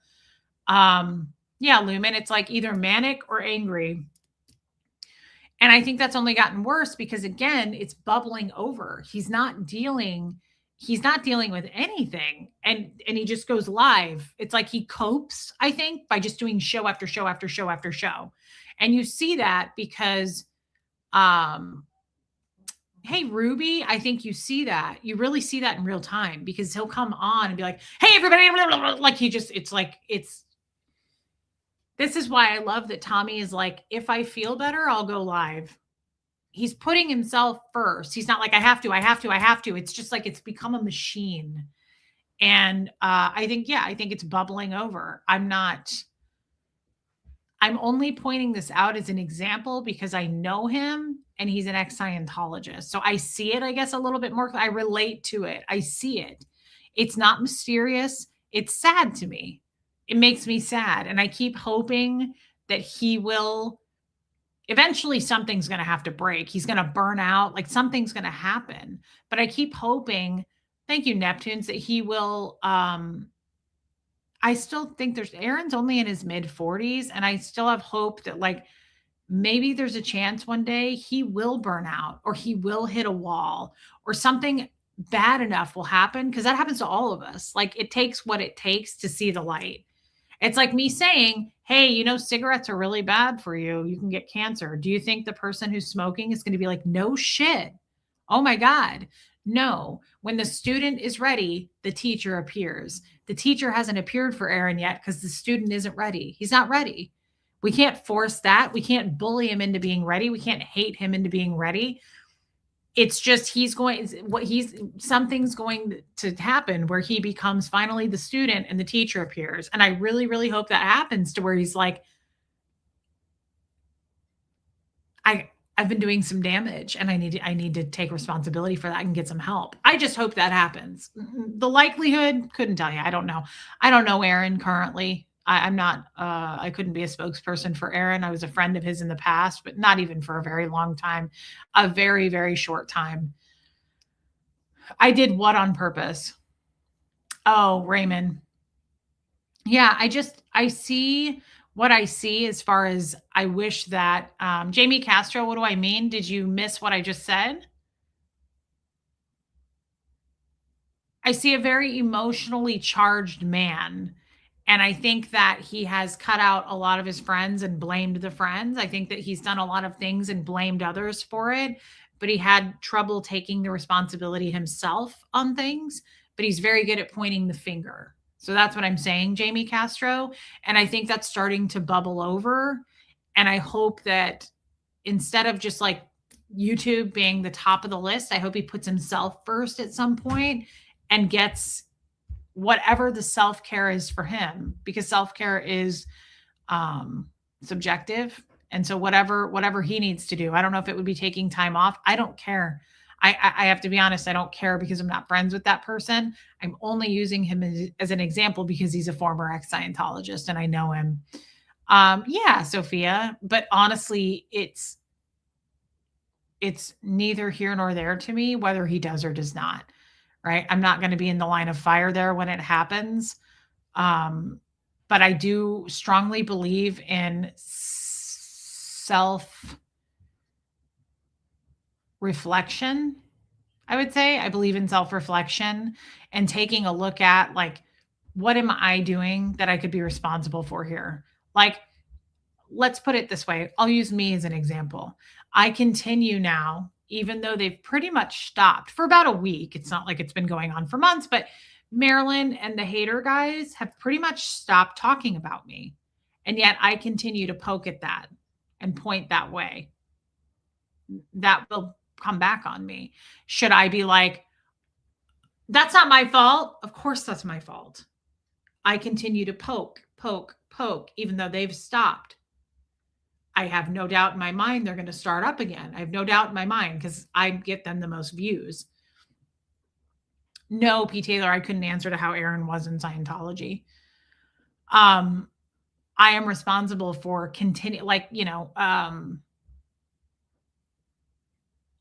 I was going to use Susie, like I talked about her last night, but Susie has started to come for me a little bit. And again, if you do that, I'm going to come for you.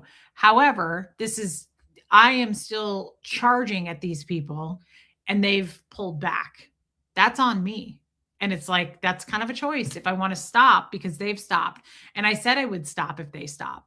And therefore I need to do that, right? It's only been a week. So I feel like I'm just kind of winding back down. It took a lot to get this motor running to even attack them.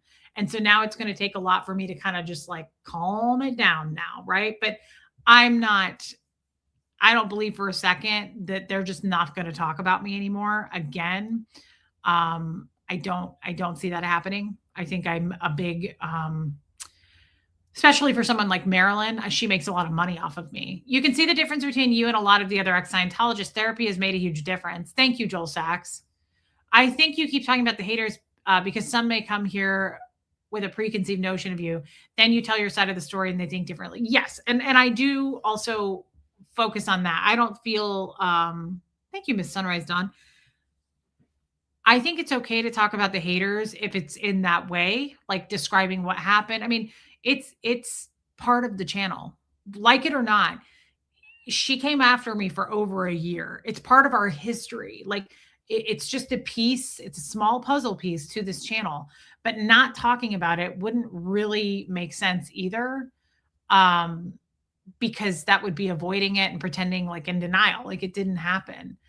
It's a huge part of this channel that they were so hateful and nasty. And then I can't tell you how many authorities I've spoken to in the last week. I've gotten so many phone calls from different authorities because I actually reported that stuff. They came for my child.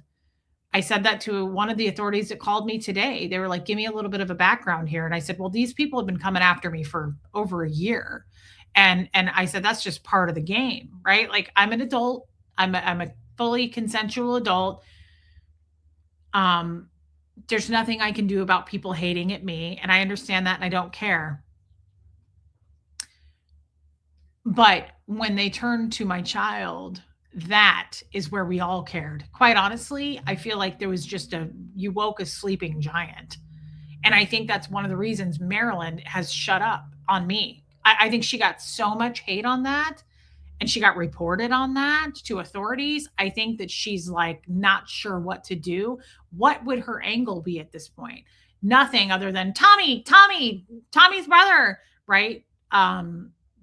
Misdirect. That's her classic go-to. But if she actually had to like come out and speak to it, what would she say? She sexualized a child. She had pedophile-like behavior, right? There's nowhere to go from there. Like you can't come back from that. And so I said that to one of the people with the authorities I spoke with today. I said, once they started focusing on my son and then sexualizing him and saying, speaking to about raping him, that is crossing a line legally. And I'm shocked they did that because people take that very seriously, speaking about minors that way, especially on the internet, bullying them, calling his school. Right. You didn't just poke at me, you guys. You poked at my entire community on this, and Nora's community, Lindsay's community, even the haters uproared a little bit. I got many, many private messages from people going, I can't fucking stand your face. I don't like you at all, but this is way too far. You cannot bully a child like that. It was sick. It was really bad that she did that. And it was even more gross to me.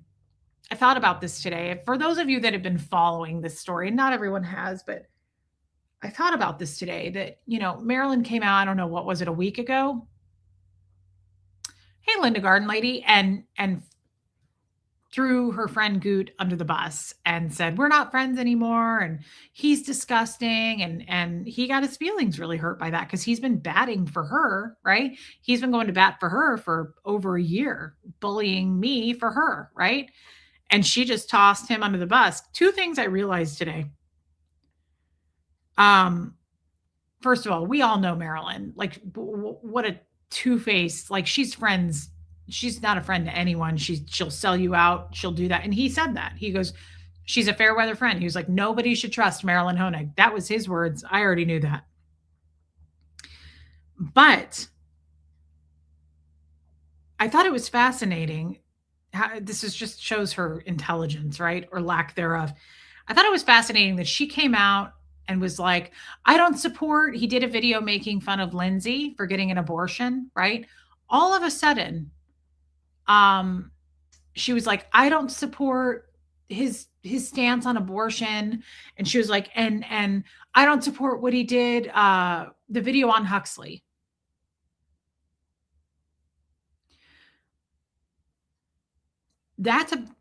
See, again, she just digs deeper holes. Thank you, Helen. That is such a bad look. So what you're saying is that's where you drew the line? This man has been throwing out N-words, and he celebrated Hitler's birthday. He talked about rape a lot in other ways. He said he was coming to my home to do damage to me and my son. He put out my address on the internet. He called my son's school, but none of those things. Like those times, she was like, go follow him. He's a good friend of mine. You supported all of that. And then finally, when you got enough hate, right? You got enough hate and there was enough blowback coming your way. No, P. Taylor. That's when she had to come out and be like, I don't support that. Nobody buys that. Nobody buys the shit you're selling. That is not true. Yeah, Beck Smith. That's not accurate. Here's the other thing I thought of. Actually, Tommy told me this, and I did not think of this either. Yes, Amy Knight. I didn't think of this either. So her friend, the knife hoarder, is the guy who pretends that he went to prison, right? He says he has all these prison tats. He got him in a prison gang. He joined a prison gang because he stabbed or beat up a chomo. So he got the 1488 tattoo. He's got the lightning bolts. He's got the swastika. 1488 means Hail Hitler. Heil Hitler, however you say it. He's the guy who won't speak to where he went to prison. He won't say any of that. Neptunes, would strike your curiosity. Tommy mentioned something to me yesterday that I was like, oh my God. See, I wouldn't have thought of that because I didn't go to prison. Lindsay, are you in here? He goes, another way, that guy didn't go to prison. Another telling way that and we know he didn't. Like people have pulled his record. People have paid to see his record at this point. He didn't go to prison. He just comes out and he plays a tough guy and a character. I hadn't thought of this. Tommy said, when you go to prison, it's a known thing. You don't sell out your friends. You don't tell on people. They just called his school Lilac Lime and said the same thing they told child services, which is I'm an abusive mother and I need to be looked into.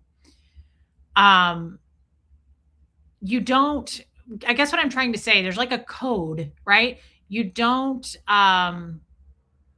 yes, Iwa, Marilyn and that guy, Marilyn put it on her thumbnail. She doctored a picture. She, photoshopped a photo of Huxley to make him look naked. She removed his shorts to make him look naked and put it in a thumbnail. And why she thought that in the first place? What are you doing thinking about children naked? Boys naked. Pedophile-like behavior. No one else thought that except her and her racist friends. Think about that for a minute. You guys were all in here that day when he popped in. No one was like, oh my God, Reese, your kid's naked. Do you ever notice that? Never got an email. Usually if someone sees something or hears something in one of my shows, I won't even hit end Michelle, I mentioned at the beginning, and someone will be texting me, emailing me, calling me, going, "Hey, you just said this," and I don't know if you were like, I get corrected on my shows. Not one person said anything about it except those perverts, right? So the point is, Tommy told me there's like a code. There's like a code in prison among people, men and women.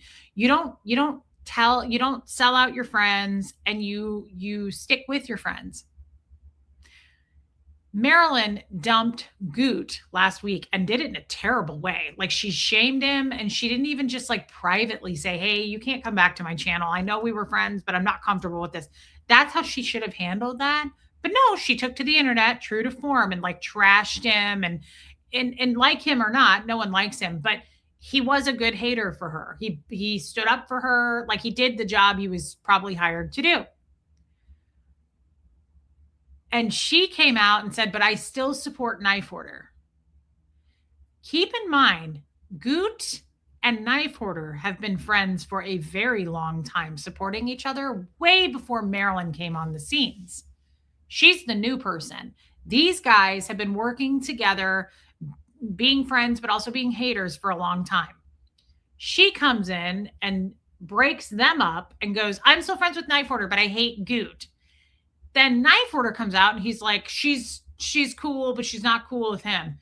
That is also a red flag. Tommy said, if that dude really did time, he goes, what he did to his friend Goot, like he castrated him. He emasculated him. He was like, "Yeah, we're all still cool. She hates Goot, but I'm cool with her." He would have absolutely been like, that was a prison thing. It's like a code. He didn't do what he was supposed to do and stick up for his friend Goot. He didn't at all. He kind of did the same thing. He kind of threw him under the bus and was like, "Yeah, it's cool." He's trying to be liked by all sides. Yeah, he's a rat. He's a rat, and he's a poser. He never went to prison. I just thought that was interesting because it's true. And if Lindsay was in here, she'd probably confirm that. Yeah, Neptune says, "I was watching that day, Reese. Absolutely did not see anyone running around naked." Thank you, Neptunes. No. And just to speak to that again, and I know I've said it, but for anyone who's had teenagers, like, I haven't seen him naked in over a decade. He's very private. He's also just private verbally. Huxley just isn't like a real chatty kid. He's pretty matter of fact. He's very methodical. He's a creature of habit. He has his routines. He's never accidentally walked out of like the bathroom naked. He's always wrapped in a towel when he comes out of the shower, if he crosses by through the hallway, or he's in his robe. It's also just weird that they came up with that and thought it was a genius plan, because can you imagine, he would be so embarrassed if I saw him naked, probably in our house, just me and him. What kind of a person past the age of 5 or 6, where we know mom's job as a YouTuber, and this is where mom streams every day for years, and I'm live, and I say, "Do you have a shirt on?" And he goes, "No." Don't you think in that moment he would have said, "I also don't have shorts on"? Don't you also think that anyone over the age of 5 wouldn't walk into a live stream on YouTube naked? Like, they didn't seem to think that through. I think that they all thought it was like pure gold. What they struck gold. I think they literally were like, "Hey." And again, what were you even doing? It's like, what were you doing there in the first place? Why did you think he was naked? Like, that's where your mind went? That is so perverted. Hey, Aloha Sue, that's such pedophile behavior. It's so perverted. And for anyone who's like, it was a joke. I know he tried to spin it like it was a joke. Hey, Wendy Brewer, that's not a joke to me. Like, ask the moms of this community if that feels like a joke and we should just laugh it off. They bullied the shit out of him. That won't stand. And it won't play out. It didn't, that backfired on them so much, right? And I think that's why Marilyn is in the sandbox by herself now, because I'm not even so sure that Aaron would want to be attaching his name to that. Like, I know Abigail, I don't know if she's still in here, is a huge Aaron supporter. I love her for it. I don't judge her for it at all. I don't care. I don't care who anybody watches what, right? Like, this isn't Scientology. You do your thing. You subscribe and watch. Don't ever feel ashamed. Don't ever feel bad that you watch me and Aaron. I have no problem. I don't care. It doesn't take up any space for me. But Abigail can't stand Marilyn. Thank you, Beck, for being a member. Thank you for that. Thank you for the memberships, guys. It really helps. I appreciate it. I'm not even so sure at this point that, because I know that I think even the Aaron supporters, hey, Lazy Silver, would question his relationship with her, but what am I looking for? His loyalty to her. I think even at this point, possibly he might lose subscribers. I have no idea if I'm right about that, but I think that some people might look at that and go, that's the woman that bullied and sexualized a kid and did it with her perverted friends. And those are the same guys that are proud Nazi racists. Like, do you support that, Aaron? Do you support, even just take out the racist part? Because to me, it's even worse to like bully and be pedophile like toward children. That's equally bad. I don't know if it's worse, but it's really, really, really not something that people support. And so it makes me wonder, how much does he support that? Like, are you on board with that? You know, you cut off all of your old friendships for way less, right? Like, Aaron and I are no longer friends for, I'm not entirely sure his reasons. I know my reasons, and none of them are because we were supportive of pedophiles and racists. I would think that if I was supportive of pedophiles and racists, he would have cut me loose. But Aaron cut loose all of his former friends for way less reasons than supporting people who are sexualizing children. Violation of a child is never okay. And that is what they did, baby steps. Absolutely. It's like you can't spin that as a joke ever. That's not funny. Hey, T, people know Huxley. People like children, and they're not going to put up with that shit. You know, people tend to want to protect kids, because let's face it, kids are like, besides animals to me, the only innocents on planet Earth.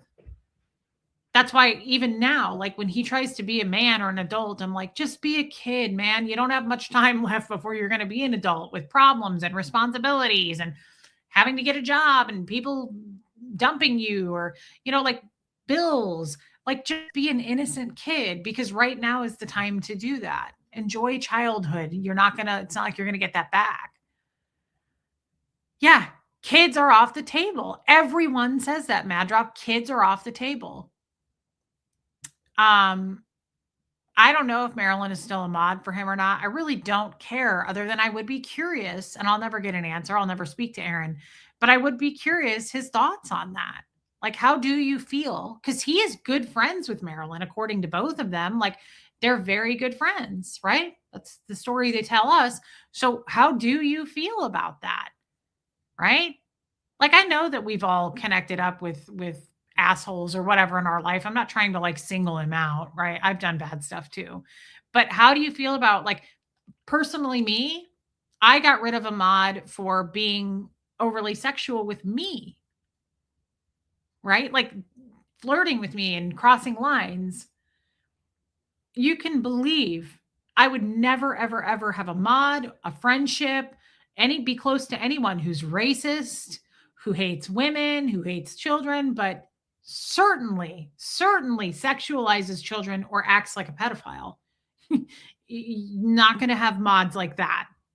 Not going to tie my name to that. Thank you for gifting a membership, Miss Sunrise Dawn, and Neptunes did too, guys. Thank you for gifting memberships. People love getting memberships. It's so kind of you. And people get sad when they don't get them, like Jamie Castro. Can I get a membership? Sorry, Jamie. YouTube just tosses them out like hot sauce packets. But maybe next time, if someone does it again. Thank you, Helen Baker. And I'm not trying to put Aaron on in the hot seat. I don't really care what Aaron's opinion is on one thing or another. I guess what I'm saying is, if she is his mod, I wonder how his audience feels about that. because I think people who once supported her don't anymore. I think the hot sauce community was a big part of her, and now they're like, fuck you, the way you treated Goot. Hey, Erie Forever, I love that you support people that enjoy creators from different camps. For instance, before Lara and Scotty split, I already loved her and despised him. Yeah. It's a good point too. I mean, there's so many people that hate me because they hate Tommy. And I just think that's weird. I like what Toddy One Skip said. She did a mods, can you post it? She did a like a little short video on me today, and I haven't finished watching it, but I liked what I saw. And it was great. And what was I trying to say? Oh, I know there's a lot of people who don't like me and Tommy together, or they don't like Tommy, but they like me, or they don't like me, but they like Tommy. It goes both ways, but it's like, yeah,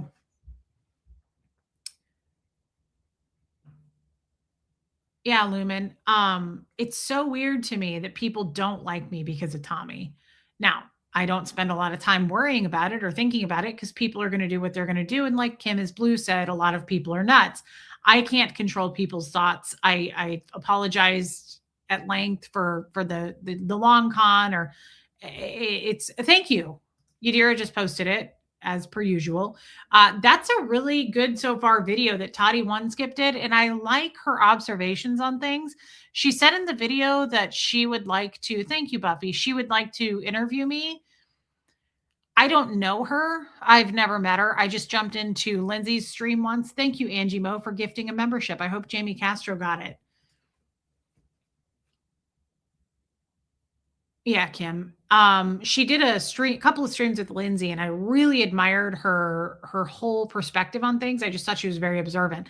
But otherwise, like if you know who that is and I don't, you're like, oh, Toddy One's horrible. Blah, blah, blah.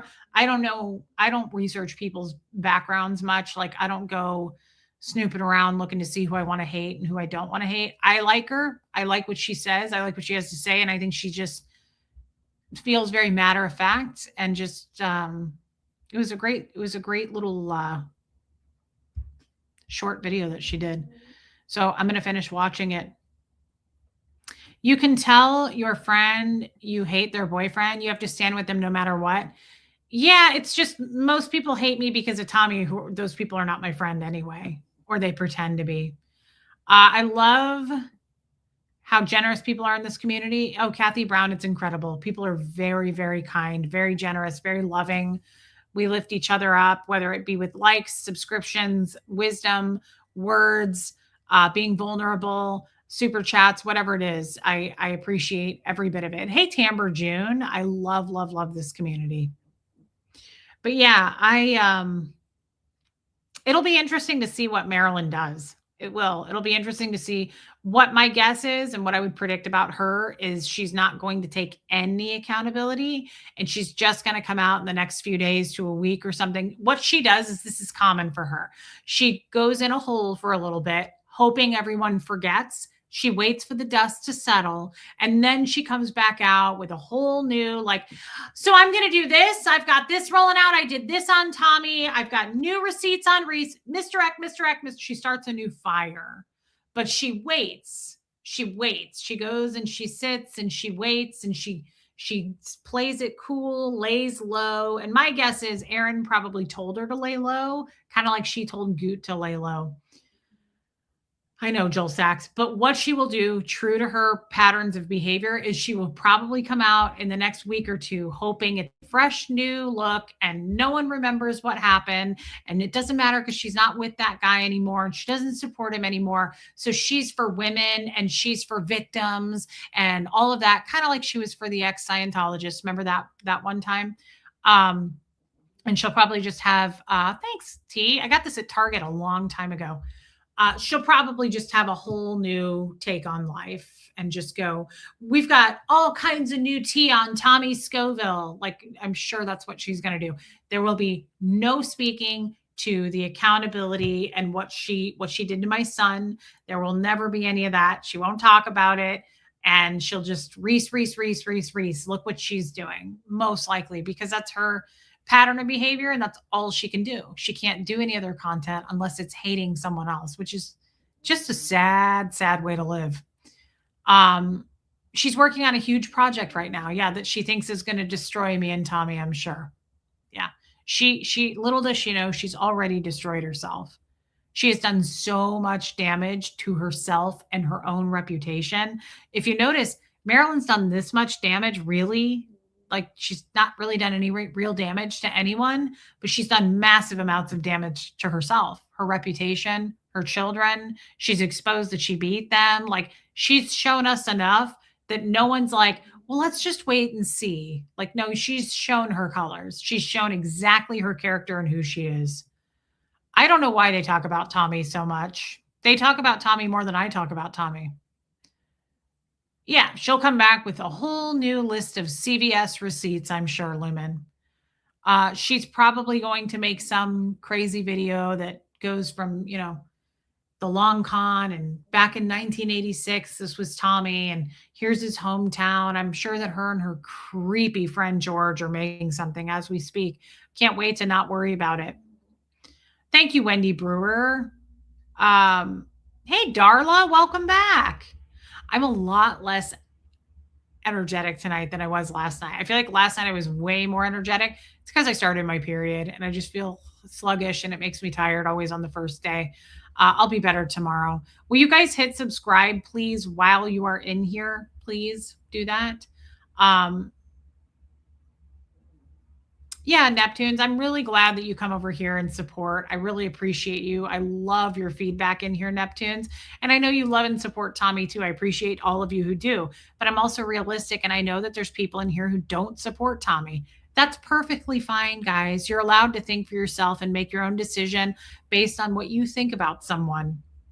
There's nothing wrong with that. There's no shame in that. The only thing that's not allowed is coming in here and saying, like, I hate Tommy and here's why. Right? I don't even want friends like that. I don't want to have friends that are like, I love you, but I hate Tommy. That's not going to work. That doesn't work for me. Like, I don't believe in that. I have a friend whose boyfriend I don't like. I love her the same because my friendship is with her and I love her for who and what she is. I'm not trying to break her up with her boyfriend or tell her she could do so much better. That's not my place. I don't live with that dude. I'm not dating him. That's not my fucking business. That's entitlement is what that would be. If I were to overstep and go, I just don't like him and here's why. That's entitlement. Doesn't have anything to do with me. That'd be like me walking up to someone and going, I hate your outfit and here's why. Who gives a shit? I'm not wearing it. I didn't have to pay for it. Like, that's entitlement. Why do you care what someone else is doing? Stay in your own lane. That's so weird.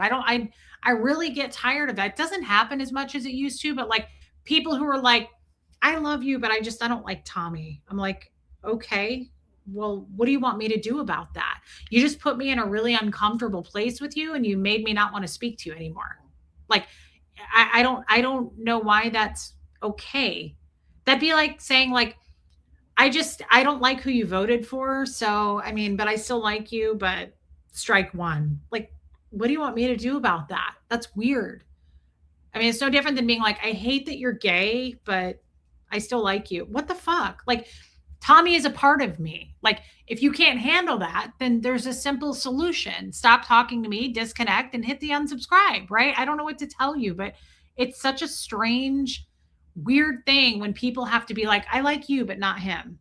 I like him. People email Tommy too all the time. Women who have the hots for him will email him and go, I don't trust Reese, and here's why. And I think you should know. Like, here's a list of shit that I just think are red flags about her, and maybe you want to set. Do you think he's going to read that or respond? We survived the long con. I promise you we're tight.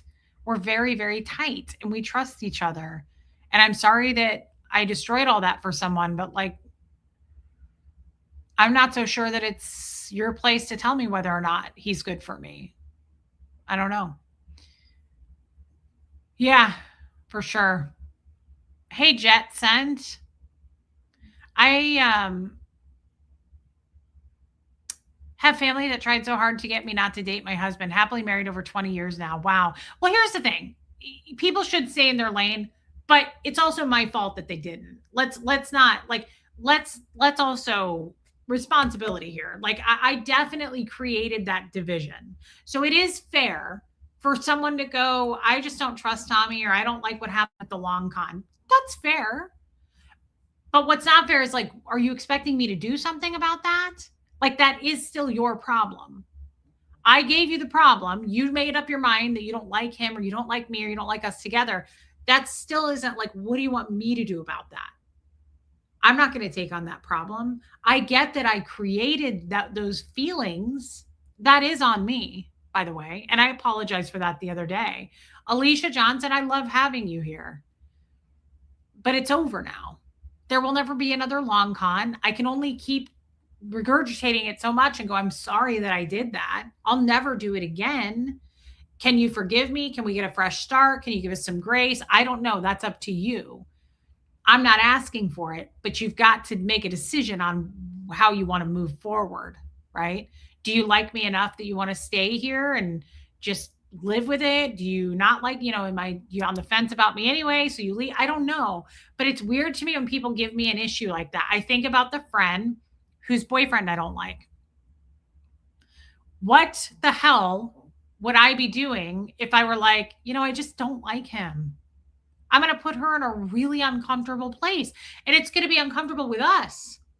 She's still going to stay with him, as she should. It's not my relationship, nor is it my place to break them up. I'm not the oracle here. I'm not God to go, I don't like you guys together, so you shouldn't be together. That's not my place.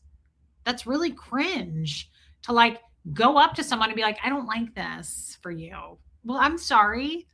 I'm a grown ass woman, right? Like I can't change that for you. I apologize that I handed you the problem and that I overshared, and I really did, but I can't take it back. I struggle with that. I struggle with that for people who really like me, and I really like. There are many friends in this community that I love, but I know they don't like my relationship with Tommy, or they don't like him. And I struggle with that because I'm like, man, I really like that person. And I'm not forcing that. I'm not like a Scientologist where I'm like, you either like us both or you're out. That's not, it's okay. But it reaches a point where it's like, please don't tell me, because I'm not going to do anything about it. Does that make sense? It's okay if you don't support us together. It's just, I'm not going to change that for you. So the best thing I guess to do is to just keep it to yourself, like I do with my friend. I don't say anything to her about it. I just go, so how's this? How are your kids? Right? What's going on with what you're doing on this project? I don't give a shit about her relationship. I'm not in her relationship. I always thought it was weird. I always thought it was weird when people are like, oh, we're best friends, but I hate her husband. You two are friends. What does he have to do with it? You're not hanging out with him. You're not going to lunch with him. You're not doing anything with him. You're friends with her. Yeah, I like that, Tamara. And welcome, by the way. True friendship doesn't come with conditions. Yeah, Tiffany Murfitt, it comes down to reality. And it's like, I don't know what to do about that for you. That's like saying, I hate your blush. Do you want me to go wash my face? Because I'm not going to. Like, this is my life. Deal with it. Or don't. Seeing Tommy online doesn't mean I really know him. You know him. I trust your judgment. Yeah, thank you, Joel Sachs. And I do a better job of not rubbing my relationship in everyone's face anymore either, I feel. I keep Tommy and I pretty much off YouTube. I'll throw in little tidbits and silly stuff and sweet stuff, but like I really don't share as much as I used to because I overshared in the past. I took responsibility for that and I learned from my behavior. So I don't do it anymore. Right. But hey, Don Clark, I love sharing like the happy moments about me and Tommy. I love when we stream together and I get flirty with him, but I'm nowhere near how I used to behave about it because it also is a consensual thing. I don't think Tommy wants, if you look in the past years, way long time ago, I overshared and you could see him sitting there uncomfortable about it. I recognize that that's gross that I was doing that and also incredibly immature of me. And I don't want to make people uncomfortable, especially the person I love the most, my best friend, right? So I just find that like I don't want to be harmful to people. And I mean that. I'm not trying to hurt anybody. The only people that I will be harmful to are the people who directly come into my lane and try to say they're coming to my house or they're going to call my kid's school and they're going to bully him. I will fucking annihilate you.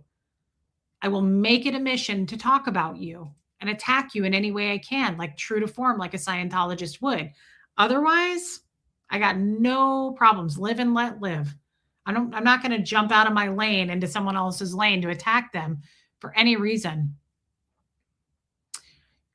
Stanley, I have no idea. I don't pay attention to politics at all. We don't discuss politics on this channel. Even if I wanted to, I couldn't. I don't pay attention to them. I'm pretty oblivious. I don't watch the news. I don't know anything about politics. Will you guys hit subscribe, please, while you are here? A lot of people unsubscribed in the last 24 hours. And that's just, again, the way of it, part of the game. But I've lost 2 since I started this. Would you guys, someone just hit subscribe, make sure you're subscribed. And the thing with Huxley, whoever that is, needs setting on fire. It's sick. Yeah. And we won't let that rest. And when Marilyn does try to come out in a week or 2 and pretend like it's a brand new world and, oh, we don't have to speak to any of that anymore, she will be fucking mistaken. Yeah, Joel Sachs, it's weird how many people are jealous of other people. It is weird. It's very strange. It's like if you're jealous of someone else's lifestyle, change it. Change your life. I know that's easier said than done, but it's like if you're so focused on someone else, change it. Do something about it. Stop like being so envious of other people. It's weird. Abigail, closing, oh Lord, you are righteous and your regulations are fair. Oh, I like that. Your instructions are perfectly true. Your laws are always right. Help me to understand them so I may live. Ooh, that's very matter of fact. I like that one. Old Testament. Thank you, Abigail. You've been very spot on. I mean, you always are with the scriptures, but it seems like lately it's more so than usual. Thank you for the super chat, Abigail. And thank you guys for all the super chats. Always thank you for the super chats, the gifted memberships, being members. I appreciate that so much. It helps me and my kid, right? I'm a single mom. I appreciate that. I'm not ashamed of that. Thank you to everyone who stayed and just listened and chatted and engaged, right? Thank you to people who hit the like button, subscribe. That's all I ask of you. Please hit the like button and subscribe. Hype the video. Oh, so we're synced up too. Shark Week makes me feel worn out too, Abigail, and I'm at the very first day of it. Guys, I love you all. I will be back tomorrow afternoon. And I mean it. Thank you. Mods, thank you. I feel like this was kind of a dumb stream, but it was good for me. I worked through some stuff. I also feel like I was low key and boring and not very entertaining. And I know those are not as fun, but thank you for sitting through it with me and just kind of helping me. I pieced a lot of things together and I just made some sense of things. So thank you. Thank you, Angie Mo. I don't feel like it was a very good stream. Love you too, Buffy. I will see if Tommy's going live. If he is, it will be in an hour probably, but I don't know if he is. He said he would let us know. I love you guys and I mean it. Thank you. Thank you. Thank you for all that you do. Please hit subscribe on your way out. Love you, Abigail. And yeah, just go rest, babe. I will see everyone tomorrow afternoon. Mods, thank you again. And Provin G, it was good to see you, my friend. And Joel Sachs, you too. I'm glad I got to see you tonight. All right, everyone. I'll see you tomorrow afternoon.